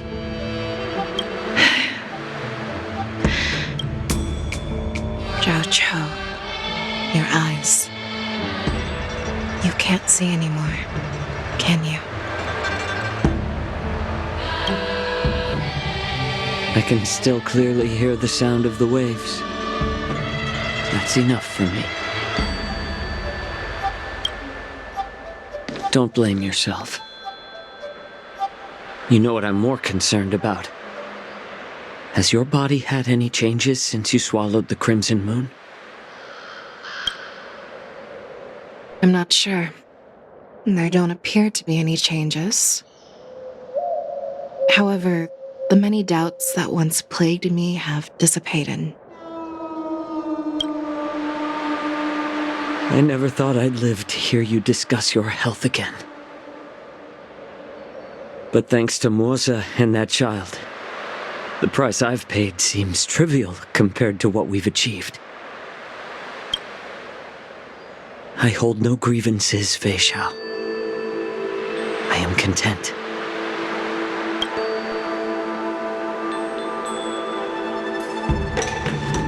I don't know how to offer words of comfort, nor do I know much about curing others' ailments. I am just a warrior, so my pledge to you is simple. An eye for an eye. So you were here too. In this vast universe, there's bound to be someone who can heal your eyes. I'll find them. But until then... The threat behind all this chaos needs to be dealt with. You must already have some ideas. Let them out. The resurgence of the Sanctus Medicus and the gathering of the Borison are merely distractions orchestrated by an unseen force meant to divide the Alliance's attention. Unfortunately, they picked the wrong fight this time. Once we return to the Yaoqing, I'll personally lead the Verdant Knights into battle. I vow to take down a Lord Ravager and teach the Ruined Legion the true meaning of the hunt.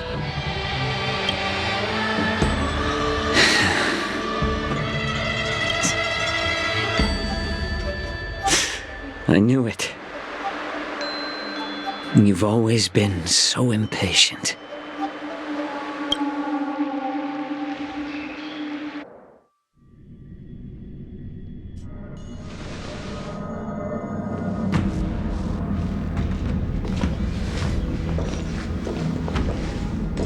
I apologize for my tardiness once again. The Alchemy Commission detained me for some time for a health examination. They released me only after ensuring I was in good condition. General, seeing you safe and sound puts our minds at ease. Hulei's escape caused significant upheaval and forced the Wardance to be put on hold. A truly unforeseen disaster. Fortunately, the younger generation showed their valor. They bravely tackled the crisis, putting an end to the disaster and providing a glimmer of hope in a dire situation. Before Master Diviner Fu Xuan's departure for the Yutre, I consulted with her about the Wardance. She left a note stating, "The hexagram oscillates between thunder and heaven, a sign of great power, assuring us that we would successfully navigate any challenges." She advised me to trust the younger generation's abilities and let them lead. Her predictions, it appears, have come true. It's just... the Xianzhou Luofu's long-standing duty of keeping Hulei imprisoned ended with his death on the Sky Splitter. This event is likely to bring much criticism from the Alliance's upper ranks. However, Hulei's demise might actually be a blessing in disguise. Broadcasting this news could derail the Borison's resurgence and quash the ambitions of those who wish to take advantage of his return. Hand over Hulei's remains to the Xianzhou Yaoqing, and I'll handle the explanations to the Alliance. But what about the Wardance? While the Wolf Hunt mission was a success, the events on the Sky Splitter remain a secret. However, the news of the Borison's attacks on the streets will spread like wildfire. The Wardance was interrupted, so it must be reconvened. As for the people who witnessed the attacks, beyond placating them, we also need to show them the Xianzhou Cloud Knight's fearless dedication. On the Wardance's opening day, rogue Borison attempted to stir up panic, but were swiftly neutralized by the Merlin's Claw and the Cloud Knights. A genuine tale of heroism that will captivate and calm the public. As Elder Huayan suggests, the Luofu will do its best to heal the wounded and compensate those who were affected. We aim to reopen the Wardance in the coming weeks. This settles the immediate concerns on the Luofu, but my thoughts linger on the orchestrator behind these events. From the onset of the Ambrosial Arbor crisis, the Xianzhou Luofu has experienced numerous disturbances, directly linked to the Lord Ravager Fantelia. Her attempt to infiltrate the Xianzhou with the Borsen and sway the Lawfu preceptors to join the Sanctus Medicus's insurrection was unsuccessful. But I have a feeling that she is indifferent to the success of her plans. Rather than outright victory, Fentilia's motives seem to lie in breeding discord and chaos among allies. Should the Alliance fail to mend these rifts, it risks disintegrating into a pile of sand. The goal of the Xianzhou Alliance has not changed for thousands of years. Perhaps we should point the weapon in our hand toward this new adversary. I plan to bring this matter before the Marshal following the Wardance. With Elder Huayan's insight, one wonders how the Marshal will react. It's clear we're engaged in a game of chess not seen in thousands of Amber eras. A game where even the strategists become pawns in battle, where the stakes are as high as the fates of countless stars in the sky. Predicting the Marshal's decision is beyond me, yet she's well aware of our concerns. She has tasked General Yao Guang with performing extrapolations day and night to gauge the situation comprehensively. We gathered today not just to tackle the Lawfu's predicaments, but also to address a matter requiring our collective presence. Yao Guang has sent a message from the Xianzhou Yuchui, informing us that she wishes to share the results of recent calculations she made within the Matrix. Jing Yuan, I'd like to borrow the seat of Divine Foresight's chessboard for this purpose.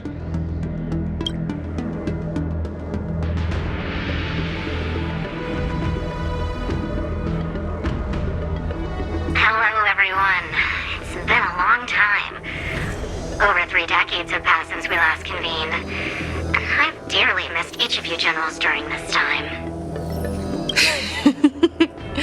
Was the Seer strategist thinking of us or thinking of the fates we're destined for? The Merlin's Claw. As blunt as always. Though not everyone's cup of tea, huh? You once told Jing Yuan, "You're lucky that I'm the one who came this time. If it were the Seer strategist, this conversation might not be so friendly." I'm intrigued. Did the conversation really come to pass? I've never heard anyone mention that the Decalite reflection barrier could eavesdrop on even the quietest whispers. It appears that the Marshal sent not just 2 generals to the Luofu, but an uninvited 3rd guest as well. People have been saying that Mr. Jing Yuan's intellect shines as brightly as the Seer strategist's. With the Lawfu caught in such strife, the Yuchui couldn't just stand by and watch. Seer strategist, our time with the Yellow Bell is limited. Let's get straight to the point. Alright. Thanks to Mr. Jing Yuan, the interrogation of the 2 prisoners on the Yuchui has concluded. Mr. Jing Yuan's speculations were correct. Of the crimes they confessed to, planting a Stellaron on the Lawfu was a complete fabrication meant to mislead. Their real aim was to secure a meeting with the Marshal to present their Godslayer protocol, a strategy they firmly believe in. And what was this grand strategy proposed by Jing Liu and that traveler? The narrative they painted was vast and difficult to put into words. It all revolves around the coffin of the blonde traveler. To be precise, it's the remnants of the propagation. The remains of the Swarm Author? More accurately, it's a fragment of the Divine Body. In the future they depicted, this fragment serves as the final nail, sealing the fate of the Plague's author and securing its doom. Before reaching that point, battling the gods necessitates a larger alliance. Hence, they sought out an ally for the Xianzhou. I assume